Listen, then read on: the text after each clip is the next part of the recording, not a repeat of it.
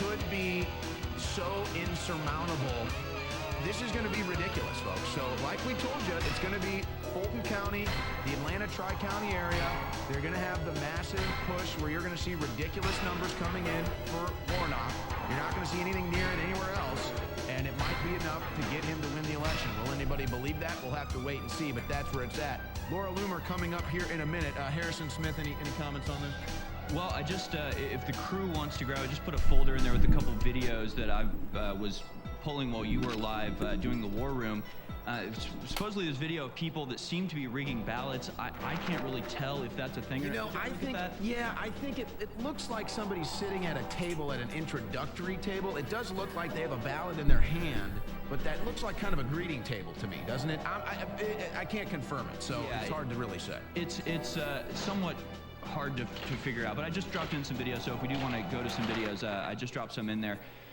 The Democrats are sort of, I don't know if they know exactly what to do. We have a CNN exit poll that shows that 73% of the people polled were either dissatisfied or angry at the way things are going in the U.S. Only 5% of people polled by CNN are enthusiastic about what's going on in America right now. When you have only 5% of your country actually going, yeah, you know, we're doing all right, that's really not good. I mean, and that was at the front page of Drudge. That was on the top of Drudge, wasn't it? Right. 7 in 10 unhappy. And unhappy is one way to put it. Dissatisfied or angry is the way that it was actually put. Did you see the CNN exit poll where I think it was 63% of Democrats said Biden is an illegitimate president? That's, I mean, so what does that mean? Is that a good thing because they recognize that the election was stolen, or is that a bad thing because even when everybody knows it was stolen, they still get away with it? I mean, I don't even know how to feel about that. All right, we've got Laura Loomer on the line with us. We've got Harrison Smith in studio, Owen Schroyer here with you, and Alex Jones will be joining us probably around the 7 o'clock Central hour with other great guests, Steve Bannon and more. We'll start to get the numbers in. I'll be going to the big board as well. Again, folks, the numbers coming in for Warnock in the Atlanta Tri-County area, I think it's what we expected to happen there in Georgia. We're going to be monitoring that closely. But I think it's going to be a walk in Florida. I don't think the Democrats are going to tamper too much this go around. Unfortunately, they like to try to keep Laura Loomer out of being involved in Congress with all the cheating they do there. But I think they're going to sit this one out. I think they're going to let DeSantis win big. I think Rubio's going to win big. Laura Loomer joins us now, though. Laura, what's the vibe in Florida? Well, it's great to be here with you guys tonight on this exciting election day. So, the polls are almost closed here in Florida. For most of Florida, the polls closed 30 minutes ago at 7 p.m., but they're still open for another 30 minutes in the Panhandle. But most of the numbers are coming in now. And I was crunching some numbers before preparing for the segment tonight. And at 6 p.m., okay, 1 hour, that's 1 hour before the majority of Florida polls closed, you had 2.51 million votes counted, okay? Mind you, this is just 1 hour left to go for voting. Republicans had 1,280,470 votes. Democrats had 665,698 votes, and the NPA had 571,925 votes, which means that Republicans, 1 hour before polls closed here in the state of Florida, were leading what in up, the Dick? state total by What's that, my man? What's my wish? 922,000 votes. Okay, so we're talking about massive turnout. What's my wish? Neat them. With just an hour left to go, right? Of Oh, course, nice. The polls are now closed, and we're waiting for the rest of the numbers in the Panhandle to come in. And the Panhandle usually is any recording of you is my so I wish, don't think Dick. the Democrats are going to get any help there. This one looks, Filler. quite frankly, it looks in the back. That's to me. cool, man. Yeah, and there's actually this really funny clip, and going back and forth between election night coverage on the various channels to see what some of the different analysts are saying. And there was an audible gasp. You can actually hear it on MSNBC. I can send the clip to your producer, and you guys can show it. But when they were showing the report of the numbers coming in the Senate race between Marco Rubio, of course, who, to be fair, he's a bit of a rhino, but it's still better than a full-blown communist in Val Demings. In Miami-Dade County, Nice, buddy. which is generally always a blue county, he was leading by by 10 points. And in Miami-Dade County today, Republican turnout was surpassing. I'd love to hear it if you Over ever 10,000 votes. put it together and want to send it. Because I'm following along here, I'm seeing the numbers. Rubio is now 53%, Demings 46% rather, excuse me, in the most updated numbers here from Miami-Dade County. Okay, I think that that's probably accurate. Now, but tell me, how is it that I go up to Broward What are you County, doing even? and now you have Demings Like at a what? 63% clip, and Rubio down to 35. Broward County, of course, known for suspicious activity. Let's just put it lightly. I mean, do you believe those numbers? No, and I'll tell you right now that you said it yourself, Owen. Broward County, Florida, Miami-Dade County, and Palm Beach County, where I ran for Congress down in 2020, notorious for fraud, okay? They have developed a nationwide reputation of having the most voter fraud out of any county in Florida, but nationwide. And so, you know, we go way back, though. And from 2018, I remember going on your show talking about their attempts to steal the election from Governor DeSantis in the midterm. We were literally camped outside in our cars at the Broward County Supervisors of Elections office late in the evening, in Palm Beach County as well, because they were stealing elections. And so, you know, every single election season you have overwhelming amounts of fraud in Broward County and Palm Beach County.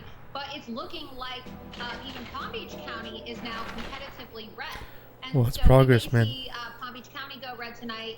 There's a likelihood that Miami-Dade County is going to go red, which would truly be historic here in the state of Florida, given that these counties are notorious, as I said before, for being Democrat hotbeds. And well, Democrat Laura, at this point, you're 100% right. Miami-Dade looks to be pretty solid at this point, unless Charlie Crist has a miracle happen. It looks like Miami-Dade will go red. Again, the incredible thing to me, guys, give me my screen here. The incredible thing Yeah, it's a slow process, slow recovery. The fact that DeSantis currently sitting at a 54% clip in Miami-Dade County. You go to the neighbor county to the north, and now Crist has a 62% clip.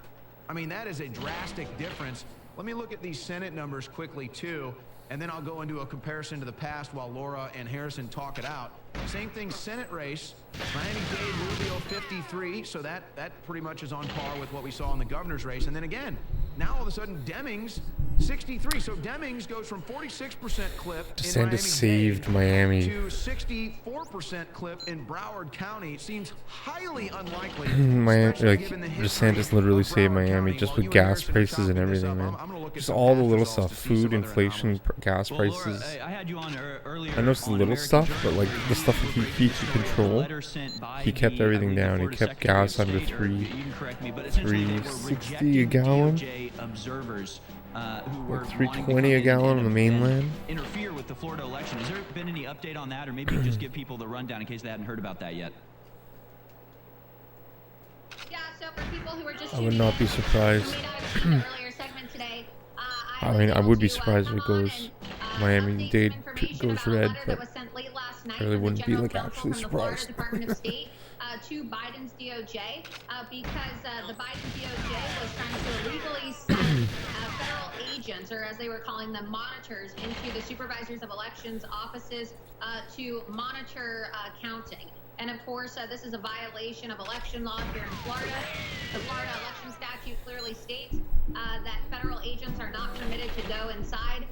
Also, too, the letter that, and I don't know if you have the letter and you can show people because it's probably better for them to see the words themselves directly on the screen. But you have the general counsel for the Florida Department of State calling out the DOJ saying, you know, when we had our call with you a couple days earlier, you never mentioned this. So it seems like they're trying to be very sneaky in sending in their own monitors in Broward County, Miami-Dade County, Palm Beach County. And of course, no coincidence, it's in these areas that are generally rife with fraud that the Democrats may What is this? actually lose to Republicans this election Well, I'm looking season. at this now, and Miami-Dade County, if it goes red, this will be the first time it's gone red, at least in modern history, nothing since 2016. But the numbers as far as Broward and Palm Beach, and then also people might be skeptical of Orange County, Florida. Those numbers are remaining consistent from what we've seen in the past. The anomaly actually being Miami-Dade, which is seeing a massive flip so far tonight. Well, and part of that might be because of this story, local10.com, the local Miami-Dade outlet there. More Republicans than Democrats turn out to vote early in Miami-Dade. So this is a total flip. So, when they're talking about the red mirage, and it'll evaporate because Democrats like to vote early. That's not the case in Miami-Dade, and it's not the case in a lot of places. The Republicans actually outshowed the Democrats in early voting and mail-in voting in some of these places. So it's not a red mirage, folks. If anything, it'll get more red as the mail-in and early votes get counted. No, it's looking safe for Florida right now. Laura, again, I ask you, what's the vibe, though? I mean, how soon do you think it'll be? Because if I'm Republicans, I get out ahead of this. I don't sit around and wait to declare victory for them to pull 300,000 ballots out at 3:30 a.m. Well, you're absolutely correct, and I see that you mentioned Orange County, and that's exactly where my election was stolen. And so, on election night, it was the same vibes. Around this same time, on August 23rd in my primary, I was very excited. The media was in the room. We were about to declare victory because it showed that I had won the precincts that I needed to win. I won the villages, the largest voting block in my district, and then voting found cause in Orange County, which was the only Democrat area located in my majority red district, and that's where a surge of mail-in ballots came in at the very last moment, in favor of the rhino that I was running against. And of course, a lawsuit has since been filed, but I'm cautiously optimistic. I think Florida, for the most part, given the overwhelming turnout, will be safe from it. Do I think that there is still some fraud? Yes, obviously we know there's fraud. There was just a big whistleblower case in Orange County where a Democrat came out and reported a massive mail-in ballot fraud operation. I believe her name was Cynthia Harris. You can pull that story up and see for yourself. But also, we have the newly formed election crime unit here in Florida. I've been very critical of it. I personally don't think that the crime unit has been investigating as much fraud as they originally claimed they would. I think that, it's convenient for the Republican legislature to investigate fraud when it's committed by Democrats, but we need to understand that fraud is also perpetuated by Republican establishment leaders in the primary elections to keep America First candidates out. And so I hope that we can all have an honest discussion about that. It's a uniparty fraud machine perpetuated by both sides. But it is looking like there's going to be massive victories for Republicans. Hillsborough County, Pinellas County as well, along with Miami-Dade County, traditionally Democrat counties, looking very favorable for a Republican turnout, which will also be historic given that these counties are usually blue and turned out in favor for Joe Biden in 2020. So they say, because we do know the election was stolen. But we will know. We will know in about, what time is it, 20 minutes now, when voting in the Panhandle closes and the polls are officially closed. And just to continue the focus on Florida quickly, it appears that mostly it's going to remain pretty consistent to where it's been in the past, with Democrats holding their seats in the House, Republicans holding their seats in the House. I believe that I won't declare a victory yet, but I think DeSantis, Rubio are both going to be victorious. The one story I see emerging out of Florida, and Laura, I don't know if you've been covering this, but you've got a brand new young communist leader that's about to get elected to the House here. Unfortunately, that's Frost. He's a Democrat in Orlando, Florida's 10th district. This is a young, hardcore communist. He's basically the male version of AOC. What do you expect the Democrats to do with this candidate, who I think is unfortunately about to win? Florida, at least prior to 2022, Owen, has always been to divide Florida and try to flip Florida blue by attacking Orange County and Central Florida. You see, we saw in 2020 and even in 2018 that the Democrats perfected their fraud and voter fraud machine, their mail-in ballot fraud machine with Brenda Snipes and other crooked supervisors of elections in the South Florida region. And we saw in 2018 how the governor's race was very close. Ron DeSantis barely won by less than a percentage point of 32,000 votes. And if it wasn't for Donald Trump coming in and endorsing him and having multiple rallies, I think that Florida would right now be a blue state and we would have a communist governor. And true, Dick. True, man. Thank God we don't. But I think that the Democrats are definitely going to weaponize having a communist in the Central Florida region to further try to expand their outreach so that they can try to undo some of the territory that Republicans have taken back, especially in redistricting. The Orlando, Central Florida area was recently redistricted. It was primarily Val Demings' district, which was obviously very Democrat. Val and Jerry Demings, Demings territory, that whole area in Orange County was, like I said, primarily Democrat. But with redistricting, a lot of it was divided into multiple districts, including my own district here in District 11, and it's still a majority red Republican seat. But the Orlando area is not as Democrat as it once was prior to redistricting. So, you know, the Democrats are not going to just fade away. I think that they're going to become more radical. They're going to start making accusations of stolen elections. We've seen this leading up to the election in the last few weeks, where, hold on, all of a sudden, right, we were conspiracy theorists for talking about voter fraud machines, mail-in ballot fraud, and now the Democrats are talking about how the Republicans are about to steal the election. Hillary Clinton making videos saying that all Republican victories on election night tonight are going to be the result of theft and domestic terrorism. So it's going to be very interesting over these next few days to see how Democrats respond. Yeah, and I'm interested in what's going on in the Tallahassee region right now, where Republicans are doing well, Rubio is doing well, and DeSantis is doing well. But then you look at the House race, and somehow the Democrat Lawson is ahead of the Republican Dunn. So that's one I'm going to keep my eye on there, because that's a seat that I think Republicans need to hold. And there's a bit of an anomaly with those numbers to me. We'll keep an eye on that. I want to go back to the phone calls real quick. Let's take a call from Marvin in Kentucky. Marvin, you are on InfoWars midterm election night coverage. I think we can get Marvin up, guys. Can we get Marvin on? Yes, there he is. Marvin, go ahead. Hey, how's it going? I feel honored to be speaking to all three of you. I'm a follower of Laura on Gas, and I think everybody should follow her there.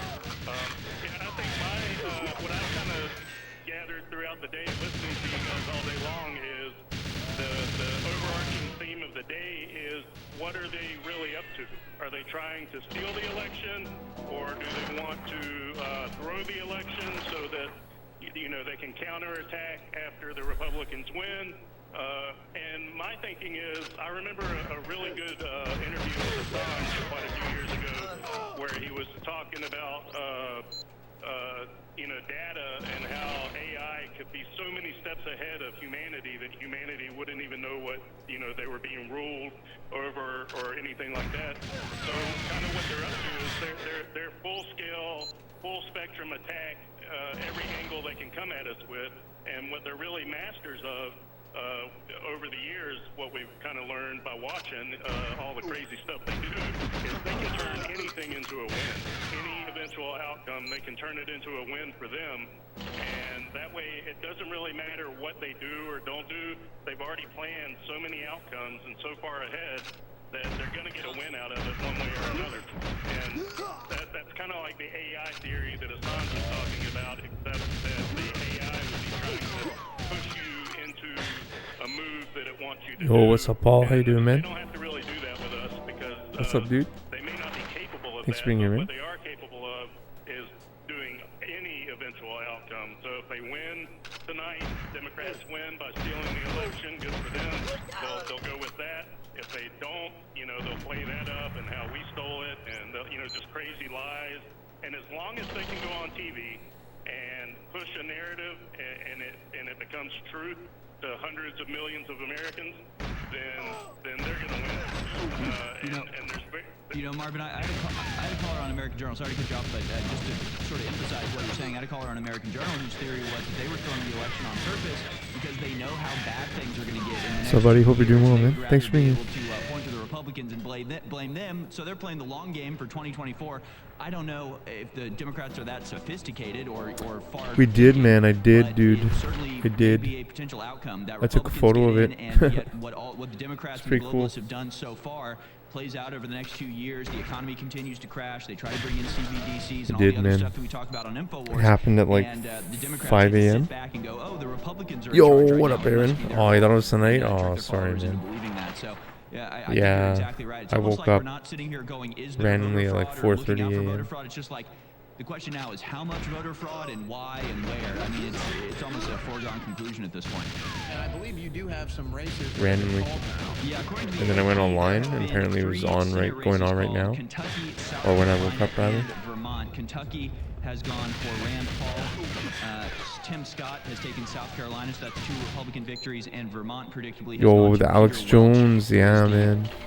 Democrat candidate there. So I need still an not Owen a lot of, Schroyer returns in, emote. but I guess it's so overwhelming at this point that they've already. I'm not gonna released listen to that election to stuff all the night. I'm AP. just listening to a little bit So now. again, just to give you the overview as well, there are 37, or I'm sorry, there are 35 seats up for election this year in the Senate. 14 of those are held or presumed to be Democratic. 21 are presumed to be Republican. So there's only 35 seats up for grabs, and the AP's already called Nobody 3 of there, them, wow. 2 for Republicans and 1 for the Democrats. Good, A man. big That's cool, seat man. in North for you, Carolina buddy. not going I mean, that's good. the right I'm glad you way did. right now. Cherry Beasley, the Democrat, ahead. I'm going to be looking at some of these numbers. Marvin, thank you so much for the call. Laura, your take on all of this as I dig into some of these North Carolina numbers here with the returns. Did you ever think you'd come be in. voting for Dr. Oz? Well, to highlight on what the caller just said, not to be, a doomer here, but Or I Donald do Trump. want to kind of bring people back to reality in the Like sense back, that like 10 years even ago? if Republicans are capable of pulling off a massive red wave and victory Arnold tonight, Schwarzenegger. at the end of the day, it's a uniparty, okay? And Oh, really? when Republicans had control of the House and the He was Senate, like Dr. when Donald Phil, Trump was man. in the White House, He was like the medical they Dr. refused to Phil fight on that. TV. And so we have Ronald Romney, the head of the RNC, on CNN 2 days ago, I mean, saying that if Republicans take back the House, they are going to. He didn't give any wrong information. He was just random ass doctor on TV saying these random ass things. Why? Why are Republicans trying to compromise with Joe Biden? Why are Republicans trying to compromise with the Democrats? They really need to learn how to use their power once they take power. Different time. And that's the problem with the It was like when Republican Oprah Party. could So, get famous and you're shit, gonna you know? see that Just by having a Republicans access end to up taking back fucking control of the network House, and shit. but you already have Kevin McCarthy making statements publicly saying that he is not going to allow for Joe Biden to be I go, impeached. like, suck So it down. what are we going to do, right? What are we going to Like, do as Republicans if we're not going it to wasn't impeach fast Joe anyways. Biden and we're just going to compromise with the Democrats? What's the point of having a majority if that's the case? So I really think the next push, once Republicans are successful in taking back the House, thanks to me. there needs to be an aggressive Yo, grassroots thanks. push to make sure that Kevin McCarthy Yeah, is we, not Dick, the Dick and I Speaker of were the up at House. like We fucking need to be 4 a.m., encouraging 5 a.m. Donald Trump to support somebody else other than Ronald Romney to be chair of the RNC, because taking back your country isn't just about, oh, the Republicans have power. Okay, See him? it's two sides of the Dr. same Oz? coin. Wow. It's a Legend. uniparty comprised of establishment figures on both sides of the aisle, members of the World Economic Forum, globalists on both sides. We have problem makers in our own Republican Party, and we got to be very forceful with these people. I don't know if you agree, but that's my position. Well, I don't know why the It's Republican fast. Party would be interested in Randomly working fast. with Democrats at all at this point, after everything the Democrats have not only done to the country, but to Republican voters. I mean, that's what's so pathetic and, quite frankly, a bit of a knock on Donald Trump, in my opinion, is that the lack of, I don't even know what you would call support, care. Holy shit, Dusky, are you serious, man? What? Holy shit, man. I was watching your stream, man. I was watching your... And for Republicans Holy to sit shit, here dude. and kinda just, I was oh, watching well, your you know, friggin' it's just emulator stream. politics and we can reach across the aisle. Reach across the aisle for what? For the Democrats suck. to slit your throat? I mean, I don't understand this at all, quite frankly. And by the way, these numbers I'm seeing in North Carolina are not good right now. I'm really bad at this box guard. I can never kill him. But you went from Yo, Mr. Blom, what's up, man? Democrats winning What? those areas, Yo, thanks for that generally raid, dude. speaking, with about a Holy shit. 54% That's clip. amazing. Now they're coming in all What? over 60% Democrat. I gotta They fucking might take perform this now. Senate seat. I'm gonna be watching this closely. I don't like what I'm seeing in Georgia I don't know, and I'm- North Carolina right now. I wanted to do some natural suck mainframes today, but And one thing I want to add about the numbers that are coming in for Miami-Dade County, that was real bad. I think that we really That's need terrible. to, show some appreciation and gratitude to President Donald Trump Trump just had a massive get out the vote rally in Miami. My runs they've been okay. They've been okay today. Right now. Was amazing. I was in Miami. I don't know. I'm still warming up, I guess. Watching Dusty play in 1080. In the pouring rain. That looks like 180. So when you're seeing analysts on MSNBC, Yeah. and Fox And I'm News streaming talk at like about the 1080. massive turnout in Miami-Dade County, especially the result of Latino Yo, what up, voters Glover? switching from Democrat to Republican. Okay, Donald Trump helped make this Maybe happen. console, yeah. Donald Trump got people out to vote. He motivated people by having this rally. He described it as his biggest rally Holy ever. shit! Thanks for the raid, You can dude. see, there was a point It's really cool, during man. the rally where he asked, I think that this is the biggest and best Yo, rally we may have ever Kings. had in the history of Trump rallies. And I think that there's a lot of attempts, right? We're seeing the knives kind of come out, and people are circling the wagon because there's people Yeah, like, I gotta- in the mouth in the Republican So, Party as to who's going to be every the time I've GOP been here, nominee for president in 2024. Let me show you. Every Every time I try to shoot late as the door is opening, I can't get those two guys killed. I'll try one here. To get out to vote is because they are Alright, that was angered bad. of the stolen 2020 election. They are angry Seen the stream, that they had filmings. their rights and their vote undermined. They were all silenced. I Yeah, said that the was other day, pre- every single American capture is card. a That was victim of 2020. an armed robbery, okay? And that armed robbery was the theft of our voices, Okay, here we the go. theft of our vote, and So the here theft I of can. our Oh, second that's fine. term. That was a little early still. See, I can never. That entertains the idea of running against Donald Trump in 2024 and depriving the American people of the second term for Donald Trump. I can never line those guys up. I don't know why. And Donald Trump himself is guilty, right? In grand If I shoot late, if I shoot those So, I 6 think we all really early, need to take a moment, when we see these numbers coming in for they Florida line up pretty tonight well, but I to, can never give get the President box Donald guard. Trump the credit he deserves So I'm trying to for this massive, shoot when the door starts opening. I won't get A little bit, things maybe too, half a gritty second in after. here and ask you about Trump DeSantis. That'll be a conversation for another day. Laura Loomer, great stuff. We'll be in Learn touch baby with you the rest step of the straps night, first. monitoring these numbers when victory is declared in Yeah, Florida. good point. We'll get you on. I'm pretty confident at this point to say I did it again. and Whatever, it's DeSantis are fine. going to hold their seats, but we'll wait for confirmation of that. Laura Loomer, great stuff. I said, Harrison, any via word from you text. before we get ready for Alex Jones? I'm losing way too much time there. No, just still no. And I'm losing new so much results. It looks like, I'm like, just- according to I'm the AP, they've way too called, inconsistent. 3 races already that we've covered before. 4 races in terms of the House races have been called. All 4 of those going to the GOP, but most of those were Legend expected Dusky, to go thanks, that way man. anyway. Of course, all of this is on the East Coast. So no, we'll keep monitoring, and I think the plan is right that we'll be here. Alex Jones will be in the studio, and we'll just be Yeah, doing you know what, periodic I'm gonna updates and keeping on the numbers.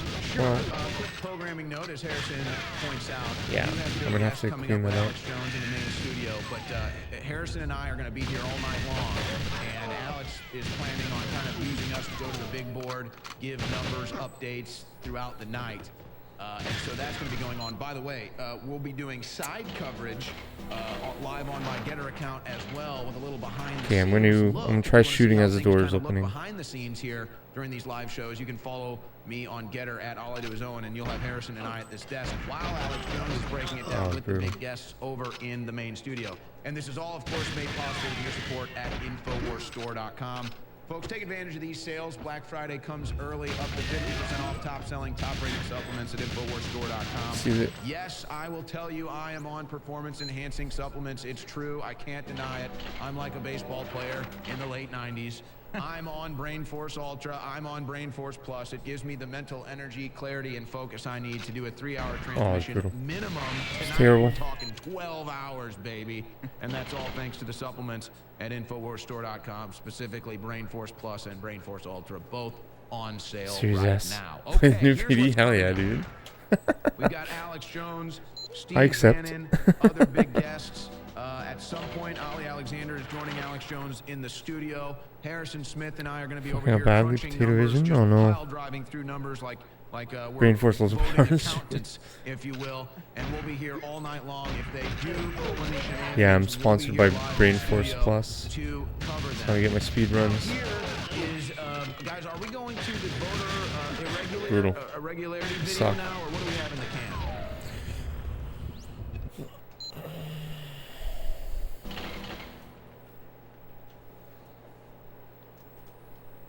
All right, so we have the voter irregularity video ready to go, guys. Are we firing that now?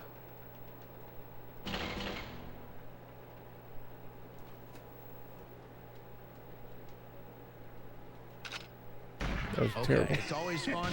If you guys could hear the crew in my ear, you would know how fun it is during these live transmissions. We will have that video. Here's the rub. We have to wait for the system to reboot itself, in layman's terms, at 7 o'clock, okay? So that's what's going on. So This is what happens when you have a commercial-free broadcast. Usually the commercial is nice. We'll take time, we can talk to the crew, we can get things figured out. We're doing it all live here, folks. So don't let terrible. just because we're not playing commercials doesn't mean we don't want you to go to Once we buy a Star Trek game. We want to be able to do live Oh as yeah, much as it's. humanly possible. Don't worry, like like I said, we are starting don't to worry get about numbers it. in now. My producer Scott is It's in here it's now. He's gonna a wring it's a my neck promo. because he told me 100 times 7 o'clock. But you gotta It's like I you don't gotta have a like clock in download the front of game me. and get pretty far in it. And I just accepted it. Yes, everybody come in I just now. accepted it because maybe they'll give better promos or something a little more lucrative or whatever. Not even lucrative. I haven't made any money off these promos at all. Take the Senate. I need like Okay. 5 people Well, we're to gonna wait now. download the We're gonna app wait till and 7 now. Don't you tell me. get to like level whatever. Don't you tell me. Gotta We're get, waiting like, till 2 7 now. ships or something So folks, again, in the game. numbers that are going to be coming in: North Carolina, Florida. Nothing out of New York yet. We do have numbers out So of pretty much like Georgia. just ignore I it. think what we're seeing out of Florida is good. I think we're going to have good news. I'm probably out of gonna Florida. delete The the only sad news is notifications. they're gonna continue to maintain House seat number 2 there. The votes in Tallahassee are just overwhelming the rest, so they'll have that seat. But nothing out of New York yet. A little odd. Nothing out of New York. But again, Florida looking good for the House.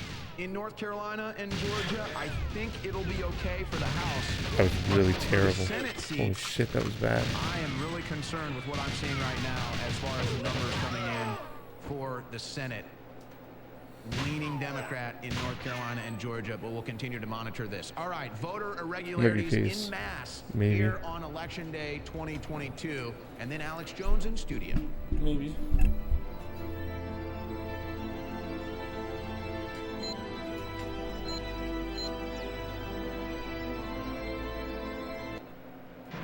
It took 2 weeks to call every state. In modern elections, more and more Whoa, what are the ballots guards are doing there? happen early voting and That's also by weird. mail. And many states don't start counting those ballots until after the ballots, after the polls close on November 8th. So you heard the president say. I had no idea what the guards were doing there. He's been very clear on 56? this. That was really fast round. Holy shit. The winners of elections for a few days. It takes time to count all 56 legitimate death there is ballots in a very legal fast for and me. orderly manner.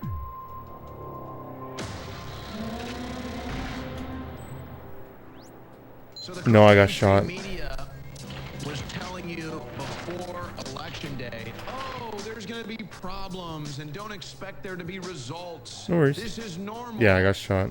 No, it's not. Because he was normal. weirdly The machine placed. will He was in the middle of the room for whatever reason. voter fraud It was a weird boost. questions I across knew the it was gonna country get. is not normal. I waited to prime it because I knew he was gonna Especially shoot me with because he such a was huge like Senate race in a swing standing in the state middle of the like room. Pennsylvania and Which is weird. stories like this. Good afternoon, and thank you for joining us. I'm Andy Palumbo. There are reports of problems at polls in parts of Luzerne County. Ideally, I would. Some machines ran out of. I mean, obviously, the world record is the 116's Chelsea grenade, Stroop but sent us this photo of people ideally, waiting in line to vote in Harvey's Lake. She the tells us console voters were shoot filling or the out provincial ballots while a consulsidal. poll worker drove to Even the Wilkes-Barre to consulsidal, get you're putting your luck in the guards shooting you quickly. It's pretty risky. And they still can't find any paper? Be a waste of a run putting your luck into the guards, you know? Similar issues have been reported to our newsroom in Dorrance Township and Dallas Township. We have not heard back from election officials in Luzerne I was County. also pretty late. Hello, I was late to Maricopa upload County. it. I'm Bill Gates, the chairman of the Maricopa County Board of Supervisors. And I'm Stephen Richard, the If I go earlier, then they're gonna keep doing their We're animation. Here to give you an update on how things are know going what I so mean? far with the election. We've already had almost 44,000 people show up this morning, check in, and be available to vote. And things are going great out there, but there's one thing that we wanted to address to make people aware of today, and that has to do with our tabulators. We've got about 20% of the locations out there where there's an issue with Like 206? Nice, man. Oh, no way. You're not serious. They try and run them through Sucks, the man. tabulator, and they're not going through. So I put my ballot in, but so it didn't. It got misread. But then what was Sucks, happening? dude. Put it in there, Yeah. and tonight a Republican and a Democrat will sit and go through all of the misread ballots all over the county Okay. and count them. and it will get counted. Okay, and Okay. but both machines were not working. Yeah. No, nothing's working in the Okay. last half hour, nothing. Thank you. I know everybody wants to make sure that the reads and everything is fine. Can you repeat that? I can promise Can you start from the beginning and repeat that? So what happens is we have two tabulators. One of the tabulators is not working, okay? The other tabulator is taking about 75% success rate. So 25% of them are being misread, and it could be a printer issue, or it could be the tabulator itself. So when it's misread, you have an option to put it into what's called box 3, and it gets read, whether it goes downtown and gets read manually, or whether it gets refed into our tabulator to get read. Okay? So no one's trying to deceive anyone. Wow, it's like no water in here. So choices are, you guys, sure. As you can see, I'm pretty inconsistent. I'm actually very inconsistent. It's pretty bad. It's probably my biggest issue. Other than obviously lines and shit, skill. If this isn't working, if these machines are working, Consistency. this is a big issue. What is against what? Photos and videos. No, I can have a video if this machine's not working. This is not okay. Did it work? Yes. Okay. That's all. Hey, this is wrong. Oh, that sucks. Yeah, sure. Dang, man, that's RNG based too, right? Scottsdale United Methodist Church. Sucks. On Tuesday, November the 8th, election day, and it's 10:33. Like the time. Elvis, I think Elvis and the fucking Speedos. Ballots. There's numerous people in line, and every time it's either rejected or misread. And they said there's a drop box we can put it in. They said it will be counted. I was adamant I did not want a provisional ballot to be counted in case of. I want this ballot to be counted. And I tried to call the Republican National Party in Phoenix, and tried to call a number that they gave me inside here, 602-506-1511. I shot late. See, I think I shot too late there. Because I had 3 bullets only. Never get to talk to anybody. And the name is Joe O'Neill, Scottsdale, Arizona. See, this is the dilemma I face, right? Should I go for the natural stock and just like grind it forever? Not forever, but a lot of guys not getting stuck, or should I try traditional still? The machine and it won't take it. It says misread ballot. I don't know. Every single person in there is getting a misread ballot. So now they have to drop them into the box and hand count it. Supposedly hand count it. My husband's done 2 ballots. Sorry, dude. Do a canceled ballot. The second ballot he went in to vote, same thing. So every person in that line now that's standing there is not going to get counted properly that we don't know. Yeah, we're trying to get that fixed. So no machines at this center are working at all. Okay, and this is the what station is this? Okay, this is the Central Christian Church, and none of the machines are working, and they are telling us that we have to leave. Too loud. And so this is now happening here at this voting station also. It did, my man. It did. They're not letting you vote. You have to go to a It different did, dude. spot. Thanks, buddy. Look at this. It did, my man. And you're on. No, like surviving the box is not near impossible, but Did you do a flip for 2 ballots? I've never been close. Camera. Mark. I've never killed the guard. Look around. What the hell is he I've doing? shot him a bunch, but I've never killed him. Never passed him away. Well, I'm here at Nolan School here in Detroit. You just get boosted everywhere. You just get shot around everywhere. People who did vote here say they were Pretty miraculous Goose's run, where he gets like boosted into behind the corner. They are encouraging officials to use the Pretty spectacular boost. electronic lists, and they say that anyone who shows up will be allowed to vote. Polls close 8 o'clock all through the state. So I just voted, and one of my neighbors in the neighborhood was at one of the sign-up kiosks, and it said it was only 2 ballots and no ballots were printed. So Please. Oh my God. I told her you could have voted already and then not showing you, but I don't know. And now the line Pretty is fast. getting longer and longer because there's only 3 machines to vote on in our precinct. What? We need to find out what's They going gave me on. the slow pause. You see My that? husband got 6 in slow just pause. fine on the other machine, just like I did. We're in Sumter, South Carolina, folks. It's pretty fast. I let go. I think I let go see up in the middle So if though. it's happening here, it's happening everywhere. Hi Gotta there. kill him This into is this. Supervisor Yeah. Thomas Galvin representing District 2. I'm here I'm at not gonna Central try that Christian now, though. Church in Mesa after hearing reports about people having difficulty voting. As far as I'm concerned, if one person is unable to vote, that's a travesty.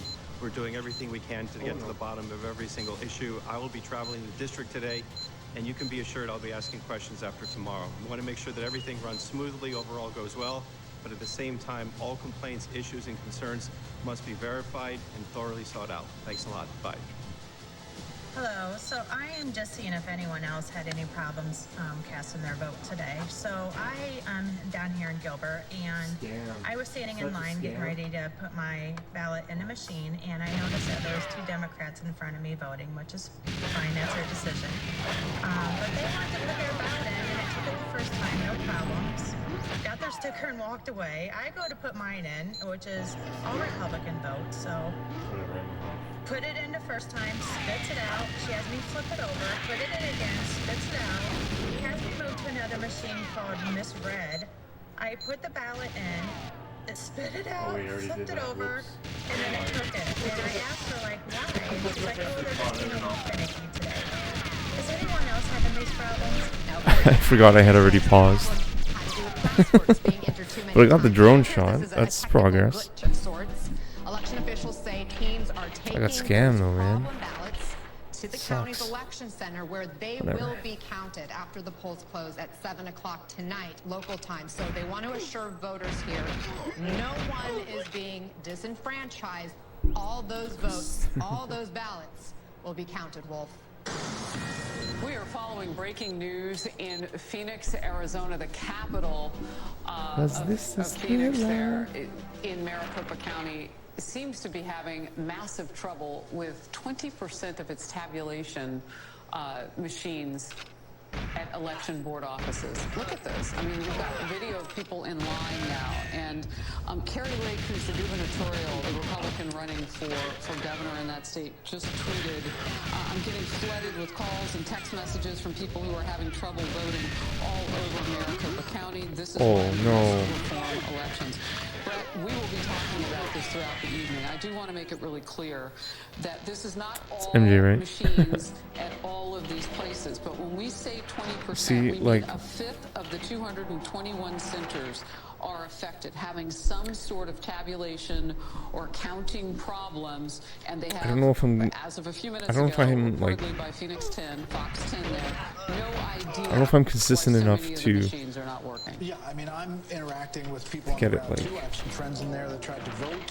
One of them said she I think my tried issue to still is vote in consistency. Scottsdale and her ballot was rejected 20 times. So she waited around and said, "Can you get me to one of the devices that works?" It took a while, but eventually got to the accessible device, the tabulator, and she did vote. But others are saying that there's a long line for the machine that works, so they're being told to. I don't know why I did that. I should have just shot. That was dumb. This lockbox where they will be counted later and brought to the county tabulation site. If you do that, however, Pretty fast. there's a chance that that ballot won't be counted until I have no health, end though. of counting for Arizona. They say it'll be counted. And what date do you put on that? Yeah.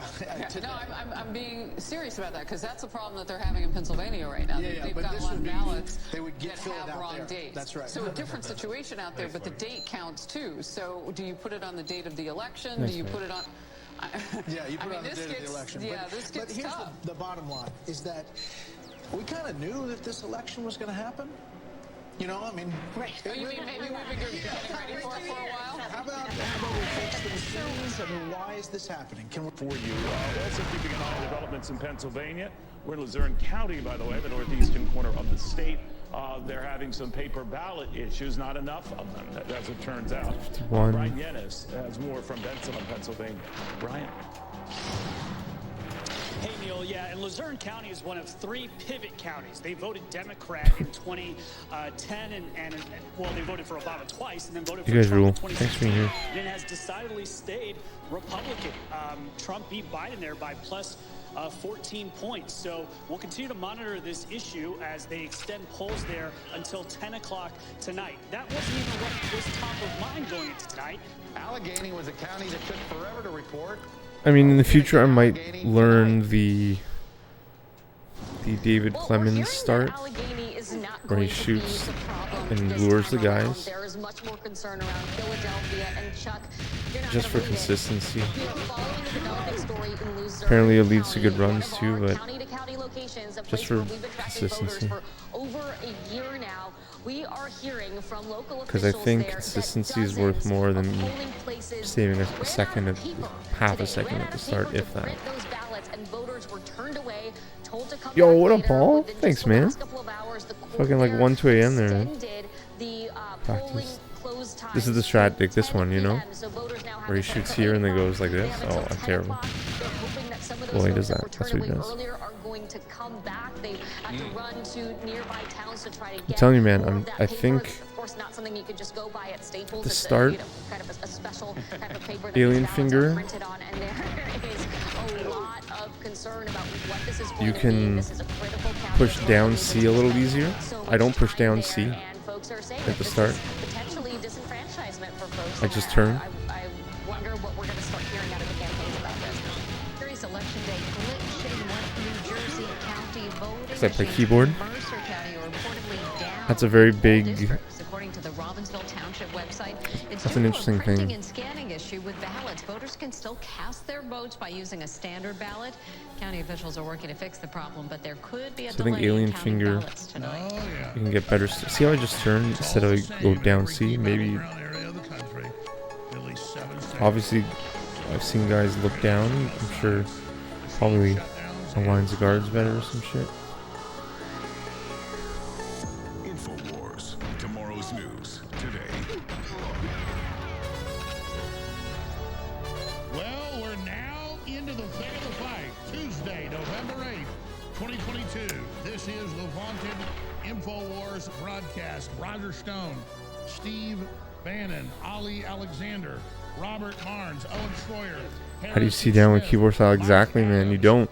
And so many others coming up tonight, right through into Or rather, I don't. I'm Alex Jones, your host. Very blessed and honored to be here with you today. All right, what we know is this. And I don't I tapped it there. I tapped down C down. But I don't like. It might not be necessary because depending what your goal is. Because if you push C down, you have to cover that distance again. Was mobbed, like I was Right? Elvis Presley. Not bragging, saying I'm some powerful guy, but they see me as the black sheep, the rebel. Nothing but love. And Like liberal Austin, I Texas. pushed C left there. Maybe a grind on the wall a little bit. Maybe. It's pretty much negligible, but it's something to think about. Because of the massive traffic. Oh, and I forgot before that. Because that way you can maybe even build this afternoon speed. I went to vote. I don't know if you hold, if you keep holding down C up, who knows? 45 minutes as well. I've I never guess stood not. in line 5 minutes. Obviously And not. I almost don't know what I'm everybody talking I about. talked to was voting Republican, and a few were voting Libertarian. You be a Very keyboard few player, were that's cool. voting Democrat. That's in leftist Austin, Texas, and I mean even ABC and News and others tried to go to places like Miami that are 60+% Democrat. Couldn't find anybody in exit polls that voted Democrat. This is Brutal. a total political bloodbath. This is a total political realignment. That said, the seawall of fraud and dead people voting and Google and Facebook that spent hundreds of millions of dollars apiece 2 years ago and this year as well to cull through all the databases of who moved out of state and who was dead to then give the Democrats that database to fill out these ballots. That's the seawall blocking the tsunami. But I think it's safe to say they have not been successful in most areas of the country, but they are still trying to steal it bigger than you could imagine. And by turning off the voting machines, in Michigan, in New Jersey, in Wisconsin, in Arizona, all over the place. Texas, in the key cities that have been blue that were going red. They've all just turned off in Republican districts. It was Kerry Lake pointed that out, that it was the Republican areas, all of the key ones in Maricopa County, where they stole it 2 years ago, that the computers went out. Let me make some big announcements here before we go to other stories. We've got the latest details. We'll be cutting to them all night long. So one other thing I've seen is people just keep their aim at the box guard the whole strafe down the hallway, and the auto win takes care of the other guys. Came in the last 10 minutes from Florida. DeSantis and Rubio win, and the state is going deep, deep, deep, deep, deep red, and more states are going that way as we speak. So the power structure is in full panic. Now our big job is to be holding Republican feet to the fire. But if they didn't engage in the fraud, imagine how big this total rout would be. And again, they've told us everywhere, oh, the red wave is a red mirage. And they're going to bring all these votes in. So if I run through the drones weeks with an S, so with traditional mainframe, that could maybe get me like a 142 or something, maybe. Up in the air, but we 143. know that America and the world is waking up. I don't want to dupe 144. I want to now cut to our other studio where the intrepid Owen Schroyer and Harrison Smith, both great hosts if you're tuning in for the first time. Harrison Smith, 8 a.m. every morning, American Journal with calls and guests and his amazing wit and analysis and special reports, 8 to 11 a.m. Yours truly, Alex Jones, 11 a.m. to 3 p.m. Central, and the War Room with Owen Schroyer. Brutal. Another guest joining us coming up in about 45 minutes is Steve Bannon of his own War Room, and so much more. Harrison Smith, Owen Schroyer, give us the latest. So, Alex, I want to go to the big board for the first time with you tonight, and let's start with the good news. As we hoped and expected, it looks like Florida is going to be good news for America, good news for the Republican Party. Here are your governor numbers. Motorhead Jones? What? For Ron DeSantis, he's up big right now. And so Florida already been called for Ron DeSantis. America's governor will stay in office. Guys, if you'll flip quickly to the Senate in Florida for me here as well. They have also declared Marco Rubio the winner over Val Demings. Big victory there, big numbers. Wow, that's big. We expected that. That's a good sign. If we jump to the House quickly, Alex, this is going as predicted. We were, now it looks like they may even flip the Tallahassee seat. So 26, okay. That was one of the very few pause outs I do with the main with the main stock. So that was a 26. So it's like 2 seconds, pretty much 2 seconds slower, 2 to 3. That was interesting. That was an interesting experiment because I never paused there. The only reason why I paused is because there's a guard that didn't pass away. So that was interesting. 26. Dang, I might try traditional. Can I fly in space? Nice, buddy. Oh, well, thanks, man. Thanks, buddy. Why, thanks, man. Good luck on the fucking 205, dude. Be legendary. It's mostly going to be the Atlanta Tri-County area. In fact, guys, just flip up Fulton County so we can see the ridiculousness going on in Fulton County right up here in Atlanta. I mean, a 71% clip in favor of Abrams, Doctor of Philosophy, of Biology, Chemistry. It's hard to even believe a biologist chemist. The clip that you're going to get there, but we not like a cytosis doctor. That's where they synthetically not like shut down the cytosis polls with 69. Leaks and all the other crap that they lie about. So it looks like not like a real doctor. Whatever shenanigans they're up to in Atlanta might overwhelm the rest of the state. Guys, let's jump to the Senate race quickly for me here, too, where you're unfortunately seeing the same thing. Warnock, who's one of the most scumbag people you've ever seen. Man. I mean, a total sleaze. And again, guys, go to Fulton County here, and you're going to see a ridiculous split.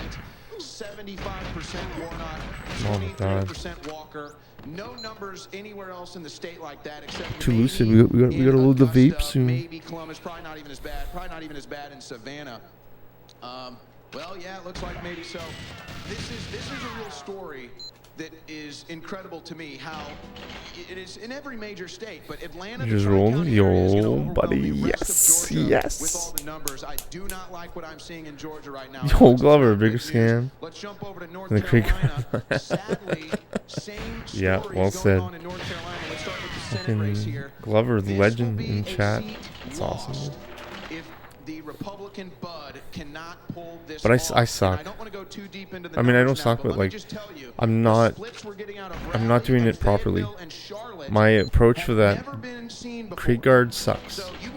It's terrible. I need to improve on it. I just gotta work it out. I gotta watch some runs too. So here we go. I'm gonna try it differently. See how? Here we go.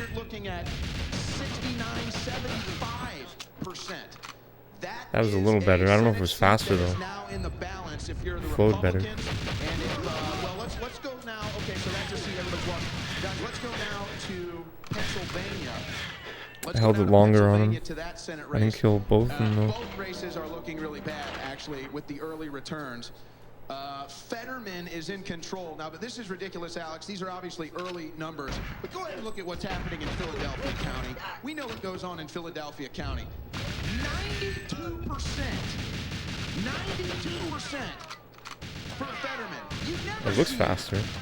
That's faster. With so many votes. We're not talking about a small county in Oklahoma or Texas with a Okay, I want you to elaborate on this. We're going to go to break and come back with Ollie Alexander and get Harrison Smith. Thanks for the raid during my stream. No worries, man. Yo, that was sick, dude. Just in the numbers we're seeing, but we are Sea of Thieves is a cool game, man. In Republican areas to try to block the vote. Baller game, that's man. their strategy in the mail-ins.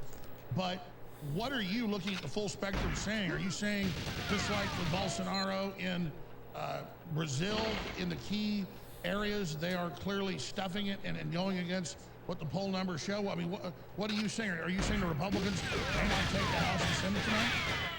It's going to be a lot harder for the Democrats to steal the House because you have all these different smaller districts where they can't do ballot stuffing. But what they can do, what you were just alluding to, Alex, is they can stuff in Philadelphia. They can stuff in Pittsburgh. They can stuff in Atlanta, and it can overwhelm the rest of the state. And that's what we're seeing here. So they can't really do that in the House race. I do expect the Republicans to take the House at least by a small margin, maybe even more than 10. And if that's the case and they lose the Senate, because even the Washington Post admits the Republicans will win over 50 seats. The Senate, they're talking about 6. But I agree with what you're saying. The fraud we're seeing could dampen that. Here's what's going to be incredible to watch through the night, Alex, because here's the trend. So I didn't kill him that time. And you can go back. You can go back. We're going to do this later on tonight, but I want to get Harrison. I think my change in approach did improve it. Allegheny County. These are early numbers. Keep in mind. I haven't had but you can look at Allegheny County, as much luck in the Pittsburgh, past. Maybe it'll change now. County, obviously Philadelphia.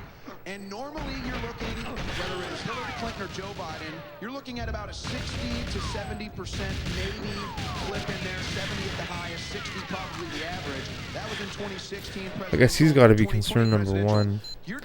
I used to play where the other guys were concern number 1, but Philadelphia County, and then guys, give me Allegheny County and maybe he Pittsburgh should really be quick number so I can 1. look at that. And an 84% clip. So Alex, this is what they're going to have to do in Pennsylvania and Georgia tonight. They have to have such an astronomical margin in the major Democrat cities. Okay, there we go. That's how you do it. Philadelphia that we're seeing now. That's better. They're going to have such an astronomical margin in these counties, and that's the only way they can overwhelm the rest of the state. And again, these are the blue sectors they're in control of and stuffing the ballots as they've been caught over and over again. I want to go to more states with you. Let's get a brief analysis. Not very fast. With Harrison Bad Smith. dark room. Harrison, your view. Pretty bad dark Do you agree room. with that one that looks pretty bad? It does look pretty bad. I mean, some of the concerns I have or some of the races I'm watching are not looking good so far. Of course, it is still early, so we have to keep that in mind. But just to give you a bird's eye view here, there are 35 seats up for election tonight. 10 of those have already been called. 6 of them have gone to Republicans and 4 have gone to the Democrats. But I don't believe any of them have flipped so far. However, in the House side, there are, well, of course, all 433 seats are up for re-election. 36 of those have been called. 3 seats have been gained by Republicans and lost by Democrats. so a better showing in the House. But obviously, we're watching the Fetterman race, and that one is really not going well with the returns out of Philadelphia. And the big shocker, and slow. we'll be Slow watching this run. closely, with 21% of the vote in Texas, Beto O'Rourke is leading Greg Abbott 53.3% to 45.6%. So I didn't expect Beto O'Rourke to be up at all throughout the night, but for now, he's up with a little over a fifth of the precincts reporting. So that's well, sort of let's the bird's eye remember view. So that was a pretty the good insider second room. is Michael Moore with the Top Globalist. He Right. said Trump would win 6 years ago. He said Republicans would Think so. lose tonight. That's what Fetterman's been saying. Even despite all the scientific polls, all the numbers, all the everything, I still think Republicans are going to get some seats, but I think we got a massive fix in here. We're going to go to break in a moment. Ollie Alexander, keep checking in with you guys. Any other key points, Harrison and Owen? I would just say shortly, don't be too alarmed by the numbers out of Texas just yet. We'll crunch some of those numbers later. Don't be too alarmed about that. The races to really focus and be concerned about is the North Carolina Senate race, the Georgia Senate race, I'm way too bad. and the Pennsylvania Senate race. Because if the Democrats take I'm way those too three far back. races, there is a 0% chance, I think, in my mind, that the Republicans get the majority in the Senate. So those are going to be key races to watch, Alex. We're going to come back to you real quick before Steve Bannon joins us. And Laura Loomer coming up in about 30 minutes. We're about to go to break back with Ollie Alexander, who's riding shotgun right through the night. We'll be up here till 2 a.m. I just want to say the crew is doing a incredible job. This is better than anything you're going to see on Fox News or mainstream media. We're going to be real hardcore analysis, no games. We're financed by you, the American people, not the globalists. Thank you for all your support. This is all brought to you by InfoWarsStore.com. The biggest sales of the year going right now. Biggest sales of the year period.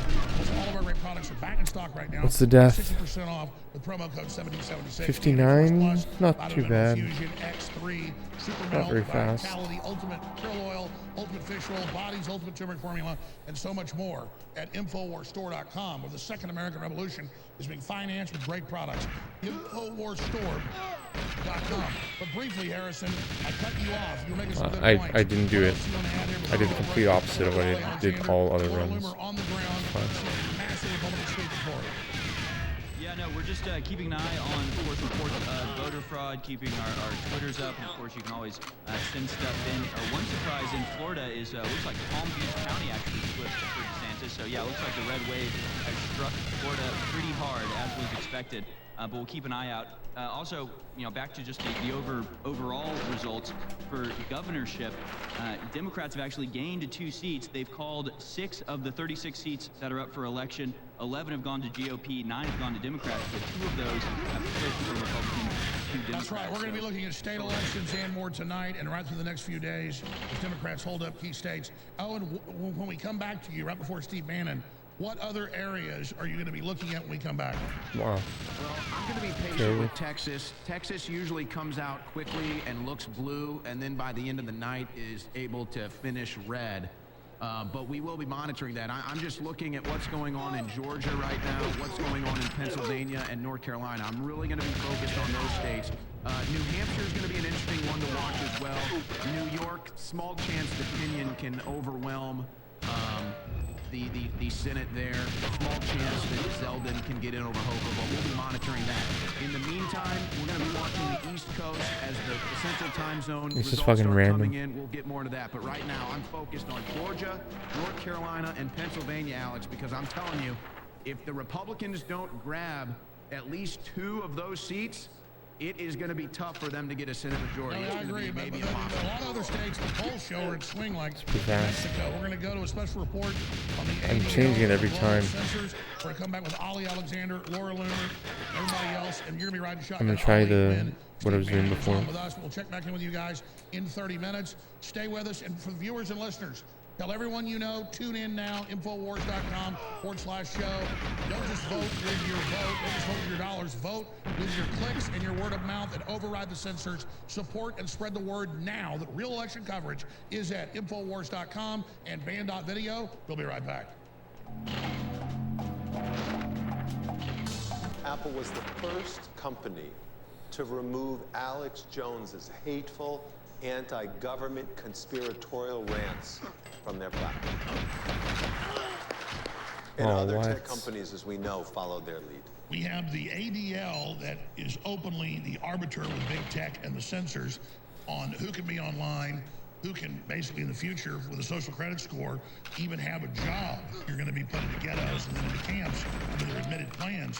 Whether our children will be arrested and conceivably killed, we're on the edge of a brutal authoritarian system, and it could be a week away. The head of the ADL put out a letter attacking Elon Musk and saying, "You will not reinstate." Wow, that was Donald fast. Trump. He is a danger and a terrorist. It was really They went on fast. to say Alex Jones is the other big enemy, and he must not be allowed back on Twitter. Now, a lot of people are saying, well, when are we going to see? That was crazy fast. I'm not They worried turned about around Facebook faster Twitter. than they I am reacted. worried That was about the weird. social credit score, the debanking that's coming for everybody. I never the did that next before. phase of this real tyranny. You talk about clearing present danger.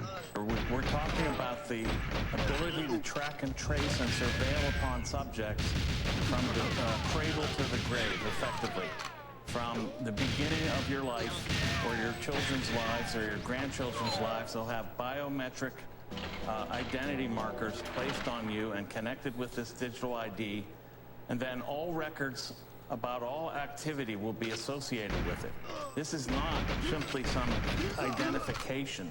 This is a database that is kept in a centralized place by the state, and then is a collection of all activities from the beginning of your life onward. But what you're doing going after President Trump and Tucker Carlson and others that are good people is discrediting the ADL and Yo, can't wait to connect my RFID chip with it. and it's a lie. Tucker Carlson has a history of sanitizing Yeah, really. stereotypes. When you're friggin' the people you follow or come online, it like buzzes or whatever. It gives you notification. Is this toxic Gives you a whisper idea in your ear. that there are a cabal of Jews plotting to overrun the country. It's nightmare mode, man. Immigrants, Muslims, black people, etc. I mean, if like freedom of choice, people want to do that to themselves. They a can do that. staple of white supremacist and extremist ideology. This is the Coalition of Jewish Values, rabbinic group, largest in the country, calls for CEO Greenblatt's resignation after ADL Yeah, tweet minimizes sometimes I don't agree. Like I don't know what Alex Jones is talking about. Sometimes he's going to these news like. The Republican Party today is dominated. Alex Jones is definitely intimidated purchased, right? by Donald Trump and the MAGA Republicans, and that is a threat to this country. Yeah, there are He has a narrative. That's what I'm trying to say. Nazi background and Marines standing behind him. Tucker Carlson's dangerous to tyrants, and the ADL is basically just a group the globalists rent to go out and call anybody Like a biased freedom narrative. Nazi. And this major rabbinical organization said, what you're doing is evil. And so the good news is here, people across the board. And a lot of know the times ADL. he The bad reverts news back to is the fear Anti-Defamation League is completely globalist, completely leftist. when there seems to be a solution to it in a conversation. When they appear to reach a solution in a conversation, he immediately reverts back to like fear. It's really weird.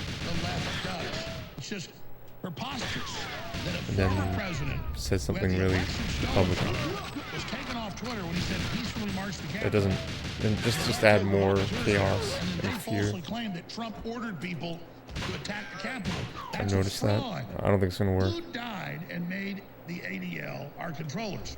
The greatest propaganda machine in history. Let's think about it. Facebook, YouTube, and Google, It's like Twitter, some and people in others, additional they country. reach billions of people. The algorithms these platforms depend on deliberately amplify the type of content that keeps users engaged. Stories that appeal to our basic instincts and trigger outrage and fear. Verified now is whether you have a chip or not, and your chip is verified or not. Oh no, I went there. I said it. We need a union, man. We need a union to protect ourselves from that. Not even just for money anymore. We need a streaming union.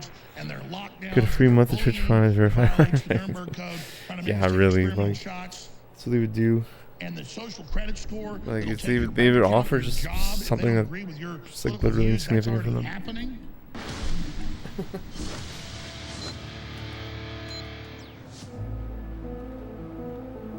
Well, it's live midterm election coverage. I'm Alex Jones, your host.